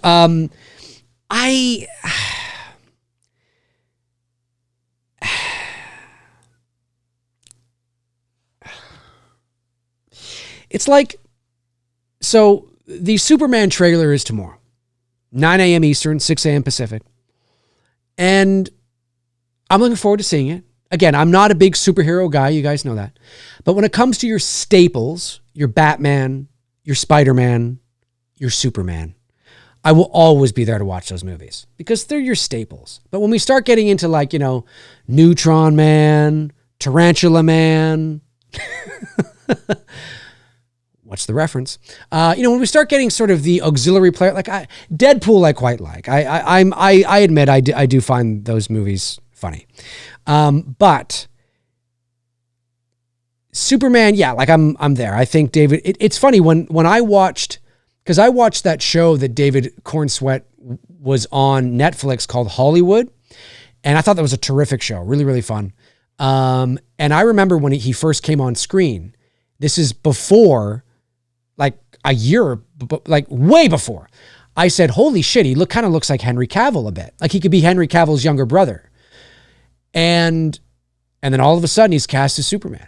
Now, I'm not emotionally attached to the DCU and the superhero films like a lot of you guys are. So, I thought Henry Cavill was a terrific Superman, 100%. I absolutely agree with that. But him not being Superman moving forward, I couldn't care less. Like I'm like, oh, that kind of sucks because he's a great Superman. But I'm not like one of these man-childs who get online and, rant and rave and say things that don't make sense. And so I didn't care because I thought David Cornsweet was in terms of the look, he looks fantastic. Now, the 30-second teaser for the teaser comes out today, a little bit of a bumper, we'll call it. And I'm just like, yeah, it looks cool. Like I look at it and I go, oh, it looks cool. Can't wait to see it. And everybody's ripping into it. It looks like a CW show. It looks too colorful. There are so many people who don't know shit about color grading and probably think color grading is getting in and putting predetermined filters on your video. That's not color grading. That's not color grading. That's not what color. No professional colorist, and that's what they're called, by the way, a colorist goes into the, editing suite and sits down and throws on filters. Okay, that's not what color grading or color timing. That's not what it's all about. Okay, it is a real art, and there's reasons for certain looks, and hopefully the colorist is working closely with the DP and the director to make sure that But there's so many people that are yipping and yapping about, and I'm not professing to be an expert in color grading. I did not color the Billy films. They were colored by Greg Bennett, who is a professional director of photography, who knows how to do it. And the reason why we didn't take our films to a colorist was because it was cheaper to pay Greg than go to a colorist. If we had a larger budget, we would do that. But Greg, being a professional, working at the professional level here in the, industry here in Canada, knows how to do it. And certainly can do it, for a horror film. If, he was brought a Marvel film or something, he might be like, oh, I don't know, maybe we should. And Greg just did a beautiful job because Greg is a professional DP. He understands, he knows, and any DP will tell you, if there's an opportunity for a DP to color their own film, if they know how to do it, they will jump at the opportunity because it's there. Now they have more control over the look of their own work. Anyways, I digress. That's a side note. But the Billy films were professionally color graded. And so it's just and so I don't, I'm not an expert, but having done the two Billy films, I have learned a shit ton from Greg Bennett, who has taught me a lot about the color grading process and how to color grade and, what tools there are to use, not filters, not like, oh, let's put this nighttime filter on, that's like for iMovie shit, for like low, like home movie shit where you don't know your ass from your elbow. No professional is using that shit. Nobody. And so it's amazing to me how, there's so many people that are ripping into this teaser trailer or the teaser bumper that it looks fine. Now, maybe they have a point. Maybe it does look like a CW show. I don't know because I don't watch the CW shows, but looking at it, to me, it looks bright, colorful, and it looks like a superhero movie. I'm just like, yeah, this looks like a superhero. But beyond that, beyond the bitching and moaning about 30 seconds, it's just, the internet it's such a shame. It's just such a shame. And if my career takes off as a filmmaker, I will be met with this as well. But it's just such a shame that you can put out something so tiny. And I know what you're going to say. People are going to say, yeah, but don't you do that with the Halloween shit? But there's a bit of a difference, right? I come at it from a place of being informed, right? I give informed opinions, okay? There's so many people that don't know their ass from their elbow with this kind of stuff. And yet they write long diatribes about shit they know nothing about. And I just sit there and I go, oh my God. And then it spreads, most people who are bitching and moaning about the color grading, about don't know shit about what color grading is, does, or what tools are used. They have no idea. None. They just know the word color grading. So it becomes a buzzword. And then you get somebody who's ill-informed, who doesn't know anything about it, writes a diatribe, and it gets shared 500,000 times with 9 million hearts, and then it's like a virus. And now everybody's like, yeah, the colors are, yeah. And it's just like, oh God, oh my God, and anyway, there's just a lot of things. And again, I don't profess to be an expert, but I know enough about color grading, enough about it to look at it and go, it looks fine. It's fine. But not only that, wait till the trailer comes out.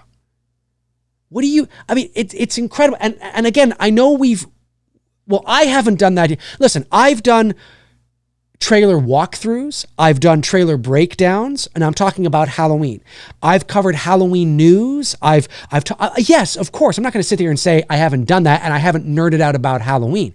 But what I haven't done, and correct me if I'm wrong, but what I haven't done is taken an image of the Michael Myers mask. Like I remember that poster right here. You can't really see it, but it's that poster right there. It's a poster of the original Halloween, not the original, the Halloween 2018.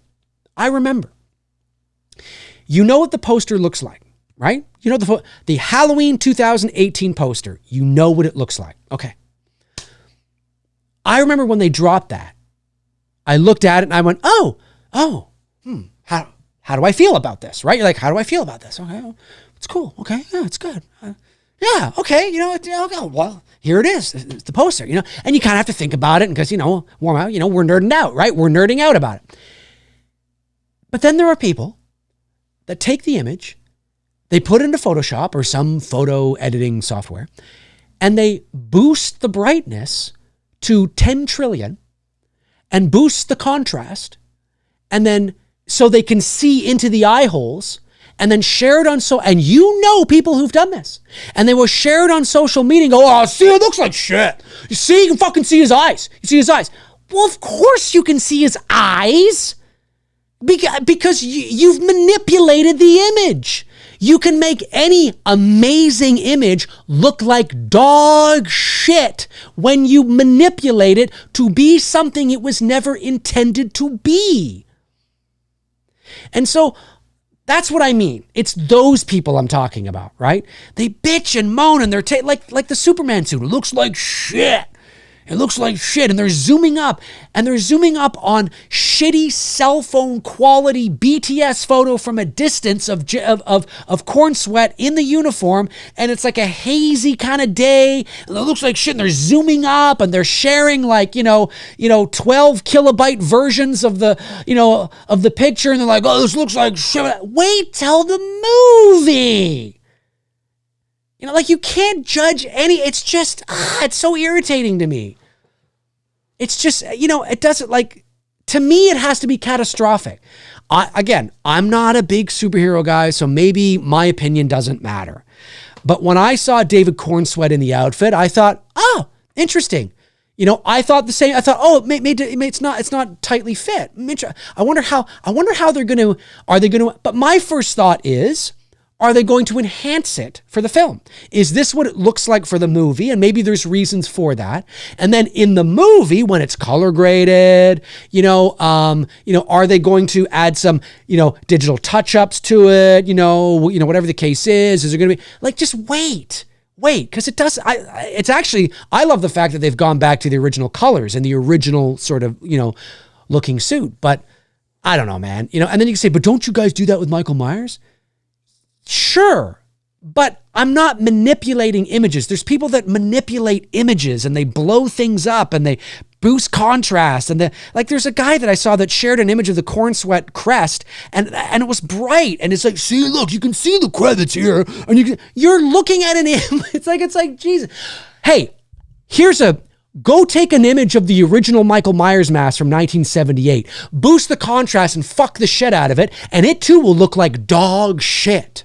You know what I mean? Stop doing that. Stop it. It's so irritating. It's so irritating when I see so many people that just don't give things a chance. They don't give something a chance. I thought the trailer was great, or the bumper, the teaser to the teaser. I thought it was really cool. It's like, this looks like it could have some potential. If the trailer is, but you know what? The trailer tomorrow could be amazing. Could be amazing, and you'd still have people think it's dog shit. I don't know. That kind of shit just is so tiring. I just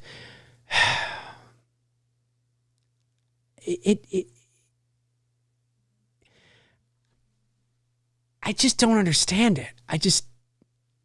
But I have to be prepared for it, because if I, have a career as a filmmaker, depending on where my career goes, if I'm lucky enough to have a commercial film that gets out there commercially, people will do the same thing.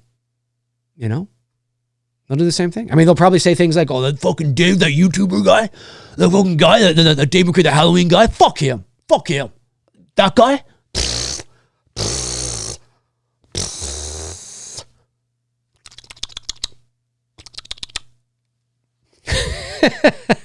That's what they'll do. But it's crazy. My opinion matters, says Steve Ross. Well, it only matters. Look, I don't know everything. Okay. I'm not an expert in everything. Okay. I would classify myself as an expert in the world of professional voiceover and voice acting. Yes. But in terms of like movies and filmmaking, I wouldn't say I'm an expert.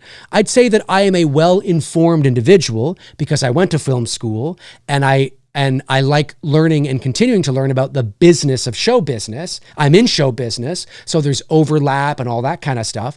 And so, yes, I often come from a place of being informed. And so, or at least that's how I always like to come at things. But that doesn't mean that I know everything. I'm just basically saying that I just wish more people would just relax. It's 30 seconds, man. And there are people online tearing it a new one. I'm like, you've seen nothing. There's somebody that zoomed up that quick, like 1.5, 2 second shot of Corn Sweat as Superman flying through the air from the back. I saw an X post where somebody had zoomed up on the back of his head, and because he had hairs that were out of place, they were like, and I'm not making this up. Maybe you saw it. They zoomed up on the back of Corn Sweat's head, and they picked out hairs that were out of place and said, what the fuck is this? What's this dog shit? Hairs out of place? And then somebody commented and was like, well, yeah, he's flying at like Mach 10,000. The wind is going to be blowing his hair. And then he responded back and was like, no, his hair would only be messy when he stops. Why is his hair messy? It's like, oh my God. Are we really? Like, what the hell? Are you, like, it's that stuff. I'm just like, come on. I mean, listen, I know I analyze Halloween shit, but I'm not like, am I like that? I don't think I'm like that. I'm not like that. Come on.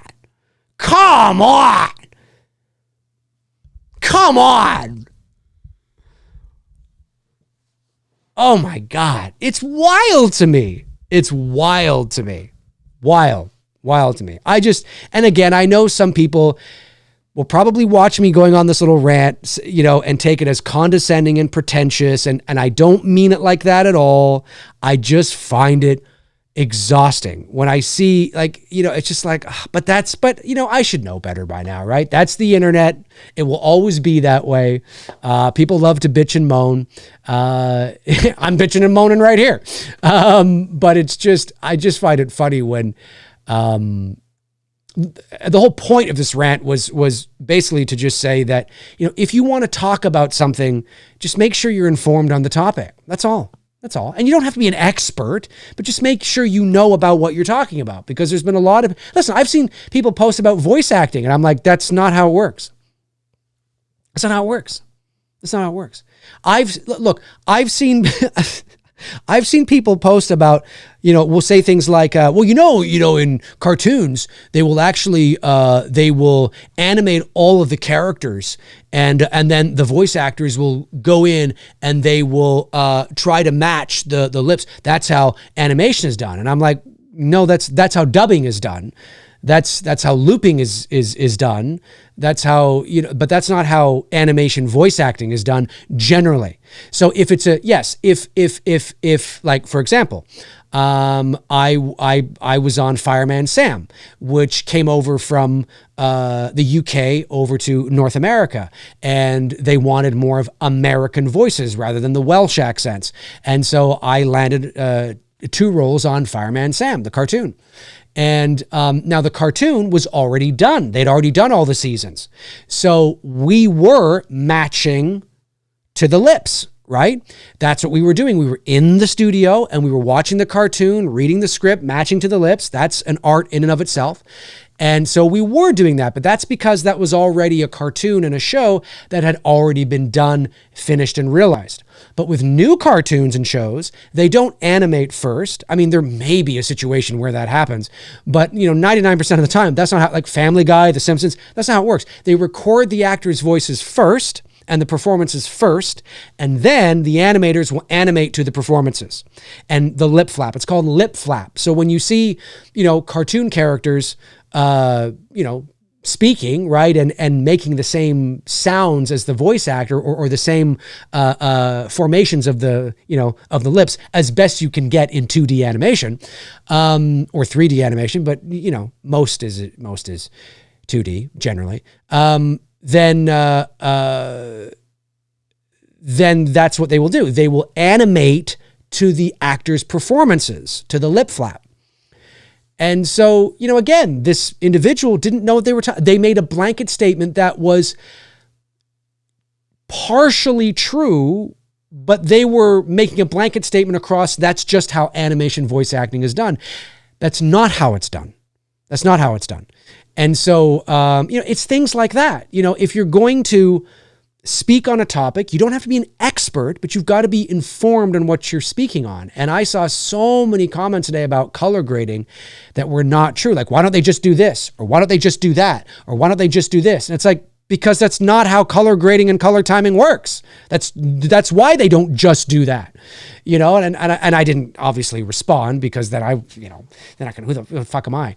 But I read that stuff and it's not new. It's like that in politics. It's like that in sports. It's across the board in everything. I just wish more people were more informed. You know what I mean? And cause then, it'd be better, but then it gets shared so much and then everybody just thinks that that's how it works. Anyway. I'll get off my soapbox. Raw Silly says, glad I grew up in an era where you didn't have a million different YouTube opinions about a film before it came out. You just went to see the darn movie. You had Siskel and Ebert. I couldn't agree more with you, man. I mean, not to beat a dead horse here. I know I've said this before on the channel, but I miss the days where we were not exposed to opinions before. Like, yes, obviously there were, Siskel and Ebert. Maybe your buddy saw a movie before you did and they told you it was crap or told you it was good. Yeah, sure.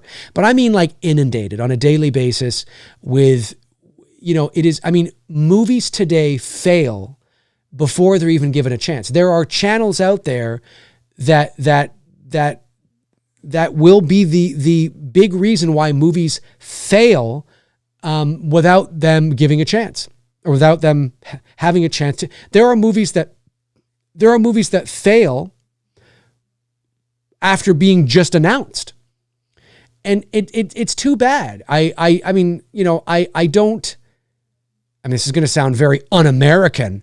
I don't mean to say that, I say that you shouldn't have that kind of power, and then immediately, somebody from the U.S. might say, what are you saying? You're trying to infringe on my freedom of speech and my American rights? No, I'm not saying that. I'm just simply saying that it feels very, it feels very lopsided, right? You know what I mean? It feels very, just like, it's too many people are not, basically what it comes down to is too many people are not thinking for themselves.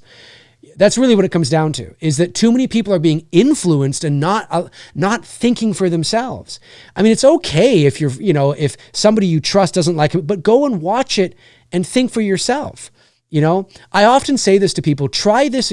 Okay, look, I watched a movie the other day on Netflix. Maybe you've seen it.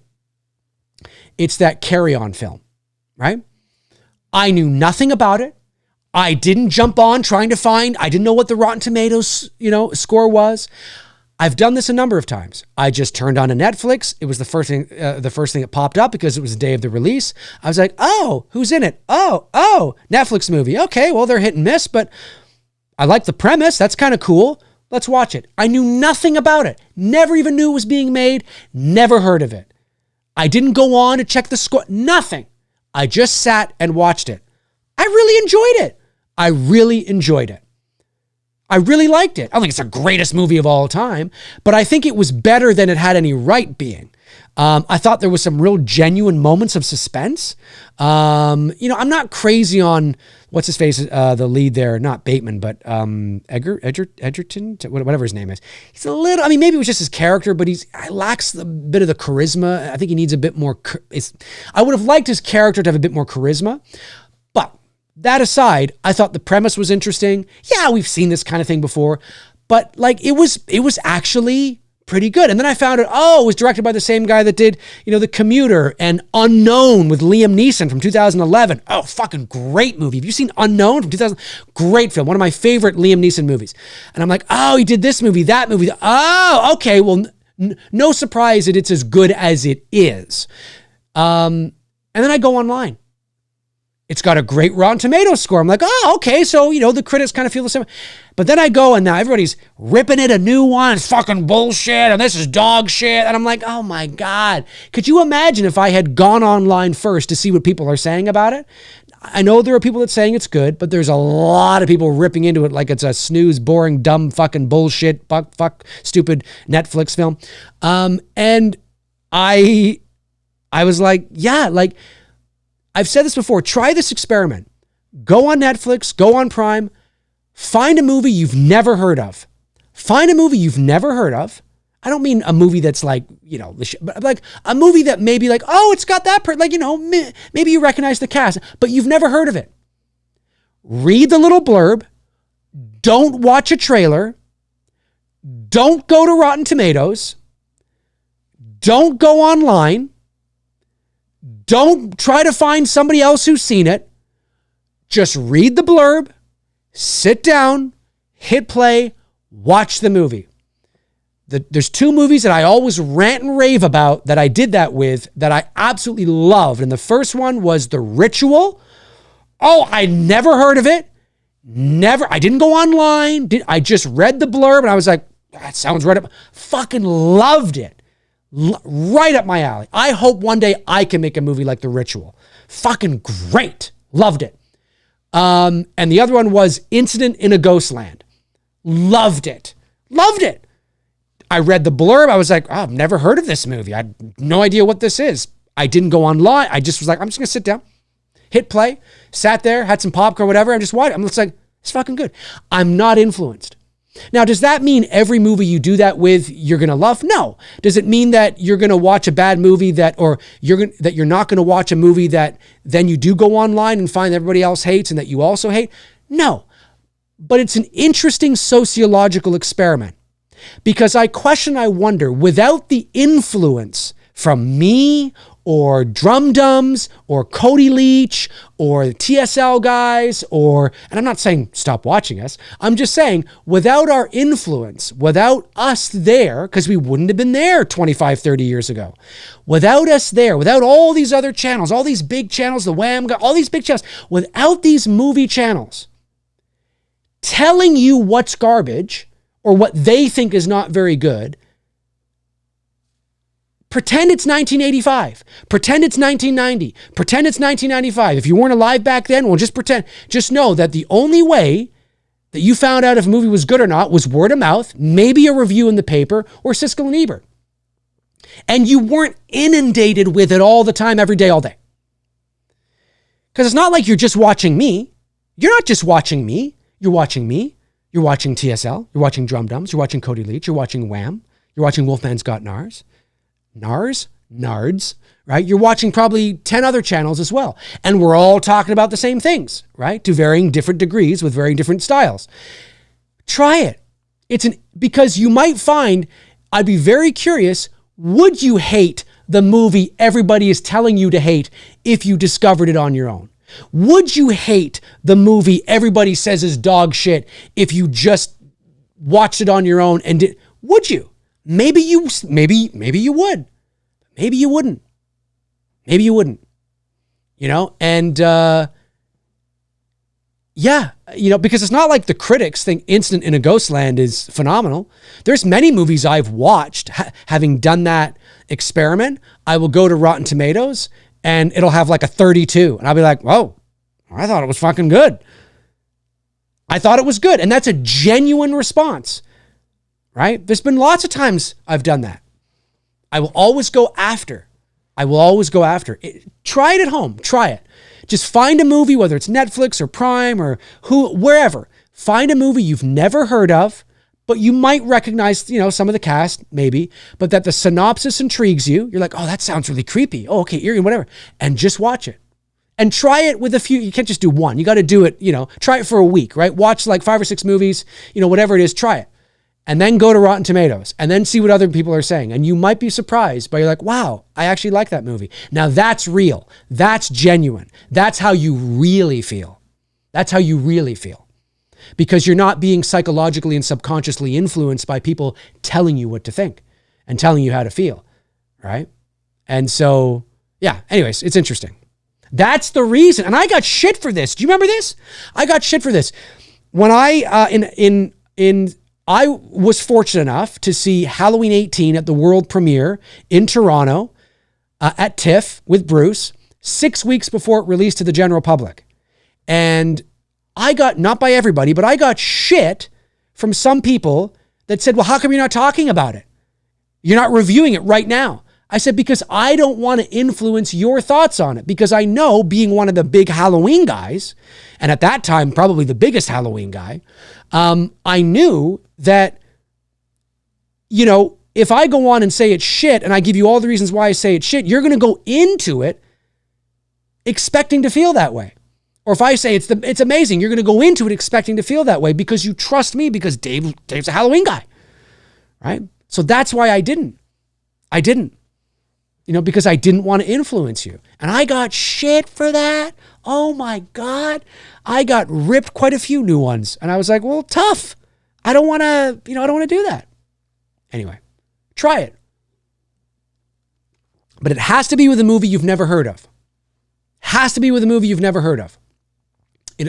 You will find, if you keep doing it or you do it long enough, you'll find a movie that you actually really like that the critics fucking hate.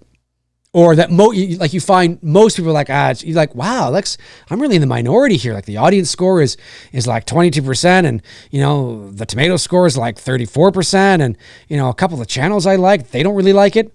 I thought it was really fucking good. It happens, and it's really cool when it does. All right, Josh McKenna sends in $9.99. Thank you, Josh. It says, I remember a troll making a video of an AI robotic voice challenging you and Sean Clark to a horror movie showdown, a showdown to end all showdowns. It was hilarious. It was so ridiculous. I remember that. Yes, I remember that. That was a few years ago now. That was, I think there was about 2 or 3 of those videos. I don't know who it was. I don't think they've made any other videos as far as I know. But yes, somebody had made a video talking about, basically calling out myself and Sean Clark. I don't know why. I mean, Sean Clark know each other. Sean Clark and I know each other. We haven't talked in a while. But we know each other, and we're friendly with each other, and you know, we have no issues with each other. So, and he's been on the channel, I think once or twice.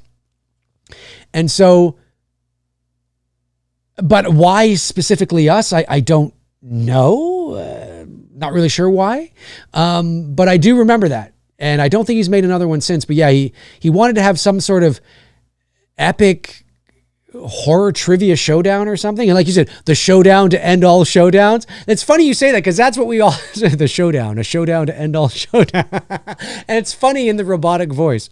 And I think that was when, like, now AI voices can be, I mean, I can still tell when there's an AI voice, but now it can be pretty deceiving. But yeah, I remember that. Thanks for reminding me of that. Brandon Collins says fans will take one or two small flaws and completely write the entire film off and call it garbage. It's true.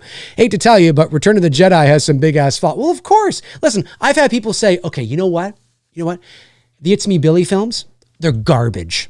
They're garbage. Oh, I've had people say that. These are garbage. Absolute garbage. And I'm like, okay, look. You may not like them. Okay? You may not like them. But they're not garbage. Okay? I mean, I know I'm one of the directors and one of the producers, and I know it may be a bit biased for me to say, but listen, you may not agree with the creative decisions. You may not like where we took the story, and you may not like me. But they're not garbage. Okay? But that's the world we live in, right? That's the world we live in. That's again, it's 1 or it's 10 or it's 0 or it's 10, it's shit or it's great. There's no nuance. I used to get made fun of all the time for using the word nuance because I recognized when there was the war on nuance was beginning 6 or 7 years ago. And I used to say that on my channel and I would get made fun of. I get made fun of all the time for saying it. Well, who's laughing now? Because now all of you see what I'm talking about. You all realize, holy fuck, everybody takes everything so goddamn literally and there's no nuance. And yeah, that's what I'm trying to say, right? You know what I mean? I mean, there's people that think if you give a movie a 7 out of 10, that what the hell? So you thought it was dog shit? No, I thought it was great. I gave it a 7 out of 10. It's a great score. What? You know, it's like, what the hell is wrong with people? I don't know. You're absolutely right, Brandon. It's true. Yeah. I mean, zooming up on the back of Corn Sweat's head and picking out hairs that are out of place, being like, what the hell is this? What's this shit? What's this dog shit? And I think he actually said that. He said, what's this garbage? What's this garbage? And again, I know this sounds pretentious when I say this, but I don't mean it to. Are these grown-ass adults that do this? Because it's like, it feels like something like kids would do. I don't mean little kids, but I mean like teenagers, like high schoolers. Like it feels like that. Because it's petty, it feels like that. But if these are grown-ass adults that know better, holy shit, man. Holy shit. Woo! What's going on? Let me see here. Let me see. Aaron Click says, I suppose if they give their reasons for thinking they're garbage, it's a valid opinion. But to me, it's pretty hyperbolic. Well, that's it, right? I mean, if you want to give something, if you want to say that something is garbage, like first you have to define garbage, right? Like, are you using that as a buzzword just to mean you don't like the movie, right? Like define garbage for me. Like what movies do you think are garbage? Right? What is the litmus test for you for garbage, right? Or are you just saying garbage casually, right? Because, and these things, I know it's not fun, but when you think about it, if you're going to review a movie and you say something is garbage, you got to say why you thought it was garbage. You got to analyze, you got to give me reasons, right? And you got to let me know, like, how are you measuring this, right? You know what I'm saying? Are you saying that, you know, I don't know, Halloween is garbage because it's like, why, right? You got to define it. The problem is that most of and listen, I've been guilty of this as well. We all have, we're all human, but most people give their opinions from an emotional place, right? An emotional place. They shoot from the hip emotionally. And so they're not, you know, and listen, opinions are valid, right? Because they are your opinions, but you got to be like, if you want me to take you seriously, if you come at me and say, I hated your movies, they're garbage. If you want me to really give a shit about you saying that, you got to define what you thought was garbage about it. You know what I mean, not everything is going to work some people, some things will work for others, some won't, right? That's the nature of the business. That's just the nature of creating art. But if you want anybody, any filmmaker or any content creator to take you seriously, you're garbage, it's shit. That doesn't, I'm just like, anyway, move on. You know what I mean? It doesn't do anything. It doesn't, Like, you have to understand that. It doesn't mean anything. There's no meaning behind it. It's just one-dimensional. It doesn't mean garbage. Okay. What does that mean? It doesn't mean anything. It doesn't mean anything. So you have to define what you mean. Because your garbage may be different than somebody else's garbage, and then you have to define. But people don't do that. Don't do that.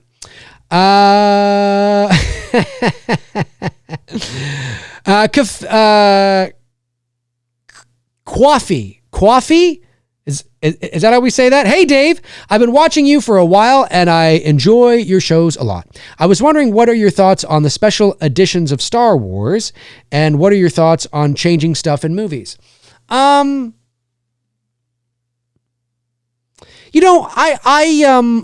mean, obviously I grew up with the original trilogy and the original versions of the original trilogy. I mean, the special edition came out in 1997. I was already 18 when it came out. So I was, a lot. I mean, I didn't grow up with them. I did go to the theater to see all 3 special edition movies, and it was really cool. It was really cool. I think the best movie in the original trilogy where it's the most subtle and adds the most and makes the most sense is The Empire Strikes Back. I think it's way too intrusive in the original Star Wars. And I think in Jabba's hut, his bar, I think the song and dance and the CGI is just it doesn't make any sense. It's too intrusive. Not as intrusive as the cantina and the Jabba the Hutt, and it's just awful. It doesn't hold up. The CGI is terrible. I mean, some of it's not bad, but like the Jabba the Hutt scene with Han Solo, it looked a little wonky in 1997. Let's just put it that way. It looked a little wonky in 1997, and it looks really bad now. It looks really, really, really bad now. And so what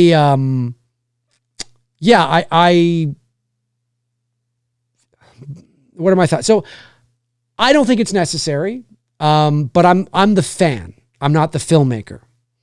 And I understand, having made 2 professional films now in my life, the 2 shorts, I understand, looking at it from the filmmaking side, because every filmmaker will tell you, right? There's the movie you write, the movie you imagine, there's the movie you shoot, and then there's the movie you release. And sometimes things change. They change for logistical reasons. They change because of budget. They change, maybe an actor changed. I mean, look at, what happened with Us, right? That's not unprecedented in the world of making movies. I mean, we're not a Hollywood studio released movie, but an actor coming on board and then having to back out is not new. That happens. That happened, with Us. There's lots of reasons why movies can change or alter locations, all that kind of stuff. And so most filmmakers will tell you that there's always things in their movies that, there's coverage they didn't get of a particular scene that they wish they could have got, but, timing prevented them from doing it. Logistics, whatever, right? So I do understand. I can empathize with George, knowing where the technology was in the mid 90s and knowing that, wow, I can finish some of these things that I always imagined.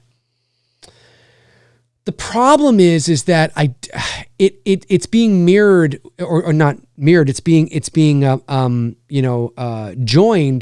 with 70s filmmaking in 90s technology. And it doesn't quite, I think maybe if he was a little more subtle with it in the original film, the first movie, maybe, because The Empire Strikes Back, I actually think looks great. Even when they're on Cloud City and you look out the windows and you can see, elevators moving up to make it look like it's a bigger thing. It's not intrusive. It's not in your face. It's just kind of there. It's touch-ups, it's just complimentary. But beyond that, I'm not a fan. I don't think I would do it. I don't think I would do it with my own movies. I really don't, because it's a product of its time.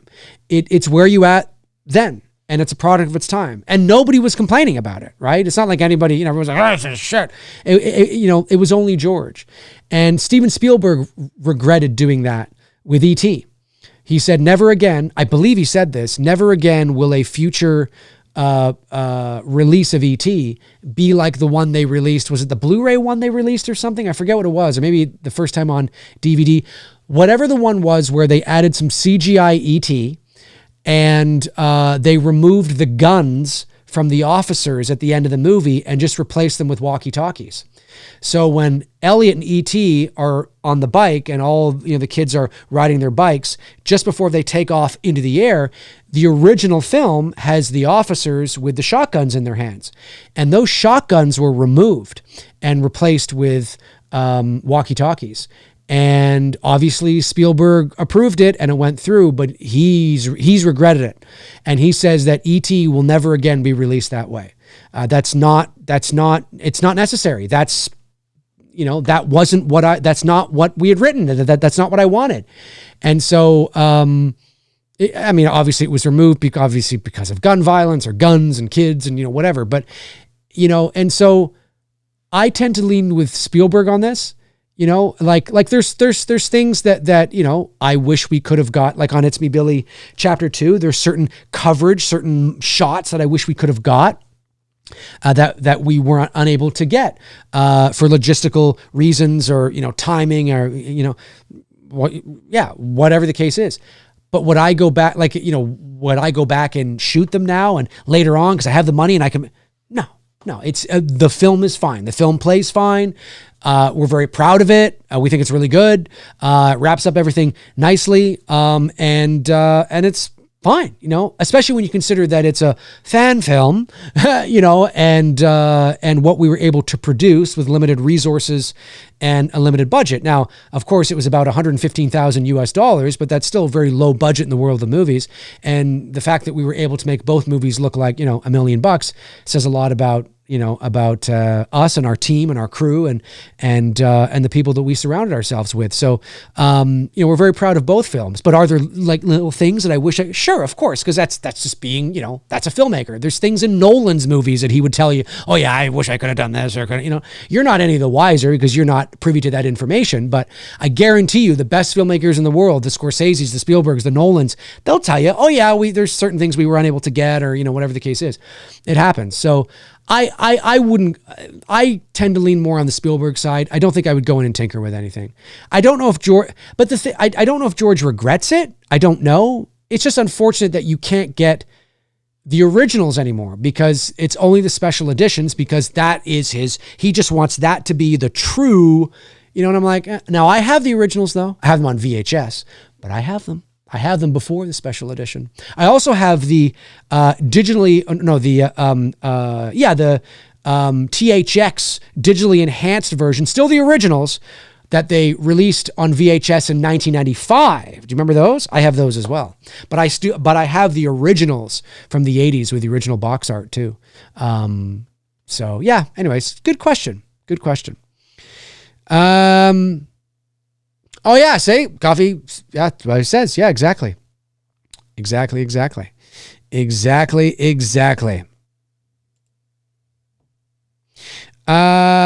Let me see here.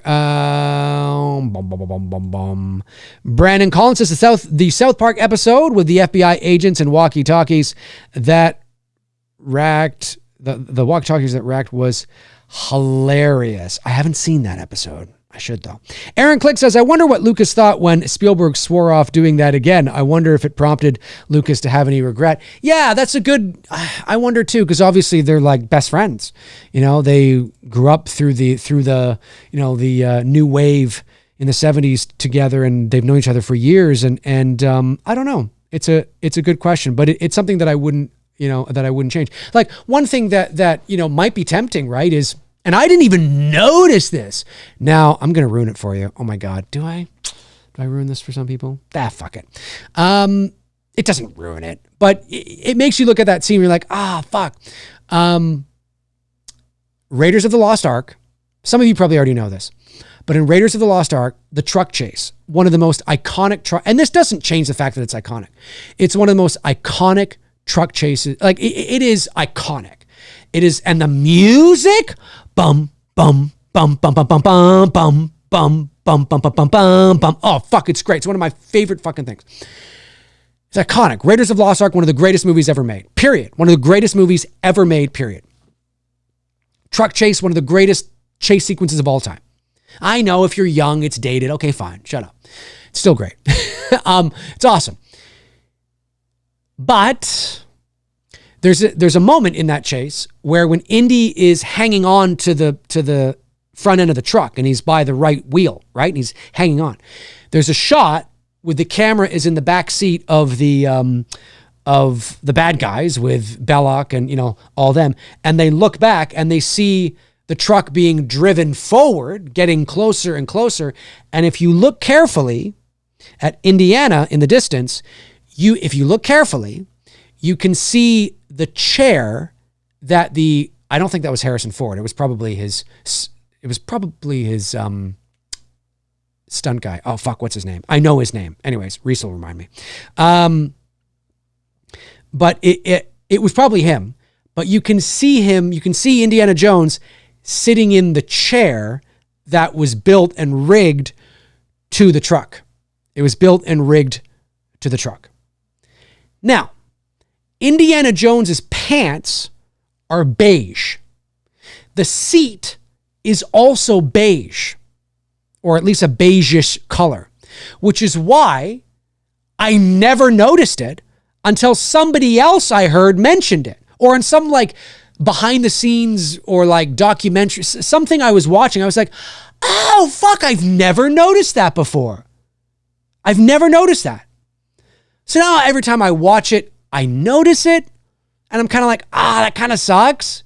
It doesn't, but at the same time, it's like a couple of seconds. It's not a big deal.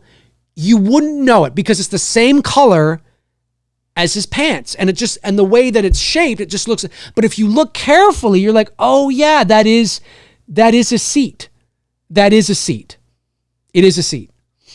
I could probably even bring it up, but yeah. So, you know, it's like, look, is Spielberg going to go back in and remove that? Could he? Could they? Could they go in for like a future 4K release of the movie and remove the chair? They could.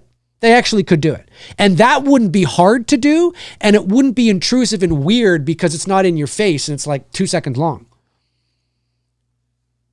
You know? But there's things like that in every movie. There's mistakes,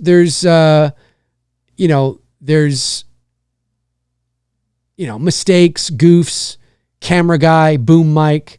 You know, you can Google this shit. You know what I mean? But yeah, but I don't think Spielberg would go back in and Vic Armstrong, that's his name. Did anybody say it? Vic Armstrong?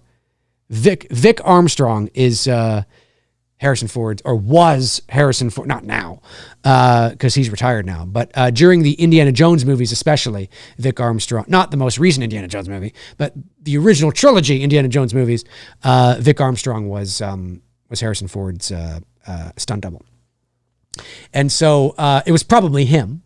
But yeah, it just kind of, but I don't think Spielberg now would go back in and digitally remove that, because he'd probably look at it and go, well, I mean, it's like 2 seconds long. Nobody's really noticed it. Whatever. You know what I mean? Whatever. And like I said, because the chair is beige, the back of the chair and his pants are beige, it tricks you into thinking that it's just his pant. Like it doesn't, you know, it's interesting.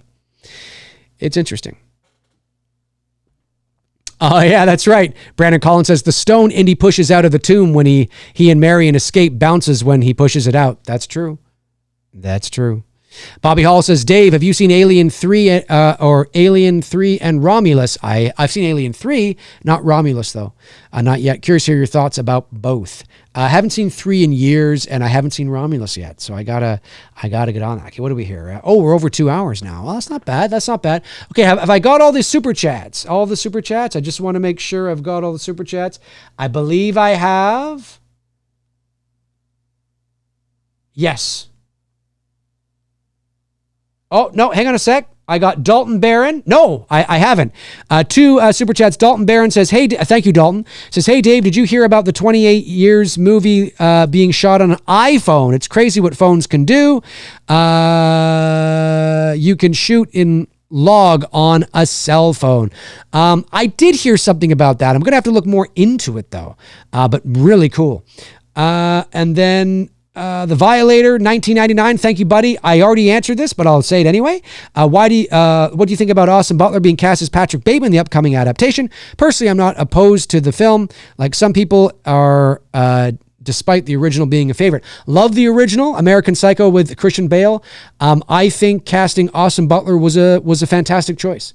I do. I think he looks like it looks like he could be a yuppie, and he could be one of those pompous, arrogant, condescending, pretentious kind of guys who's full of himself. He's got one of those James Dean sexy. I mean, he's a handsome dude. He's handsome, and he's got one of those kinds of looks that it's not hard to believe he could be. I don't believe he's one of those guys, but he's got one. So I think Patrick Bateman, I don't know if the movie's going to be good, but I think the Patrick Bateman side of things will probably be really good. But yeah. All right, folks, listen, that's going to do it for this episode of McRae Live, the big 300. Thank you to each and every one of you who tuned in tonight. Thank you to all the super chats that came in, the member chats as well. Thank you for Andrew Stevens, one of our great mods, for gifting 5 memberships. Really appreciate that. And I will be back very soon with episode 301. And I might put a poll up in the community section, talking about things of, some ideas of where we might want to move the channel, push the channel into 2025, what things we can do with it, where we want to go with it, and what kind of what things, sort of, because as I said at the top of the show, I want to, if I'm going to keep it going, I want to inject some new life into the channel, freshen it up a bit, not completely remove the DNA. I'm still going to be me. I am who I am, but I want to be able to inject some new life into the channel and keep it fresh, and see where it goes. But really appreciate you guys. Thank you for tuning in. The big 300. Hard to believe I've done 300 of these things. Some good, some not so good, some really great, some maybe were garbage. Some might have been garbage. All right, folks, have a great rest of your Wednesday night, and I will talk to you all very, very soon. All righty. In the meantime and in between time, I will talk to you soon. Cheers.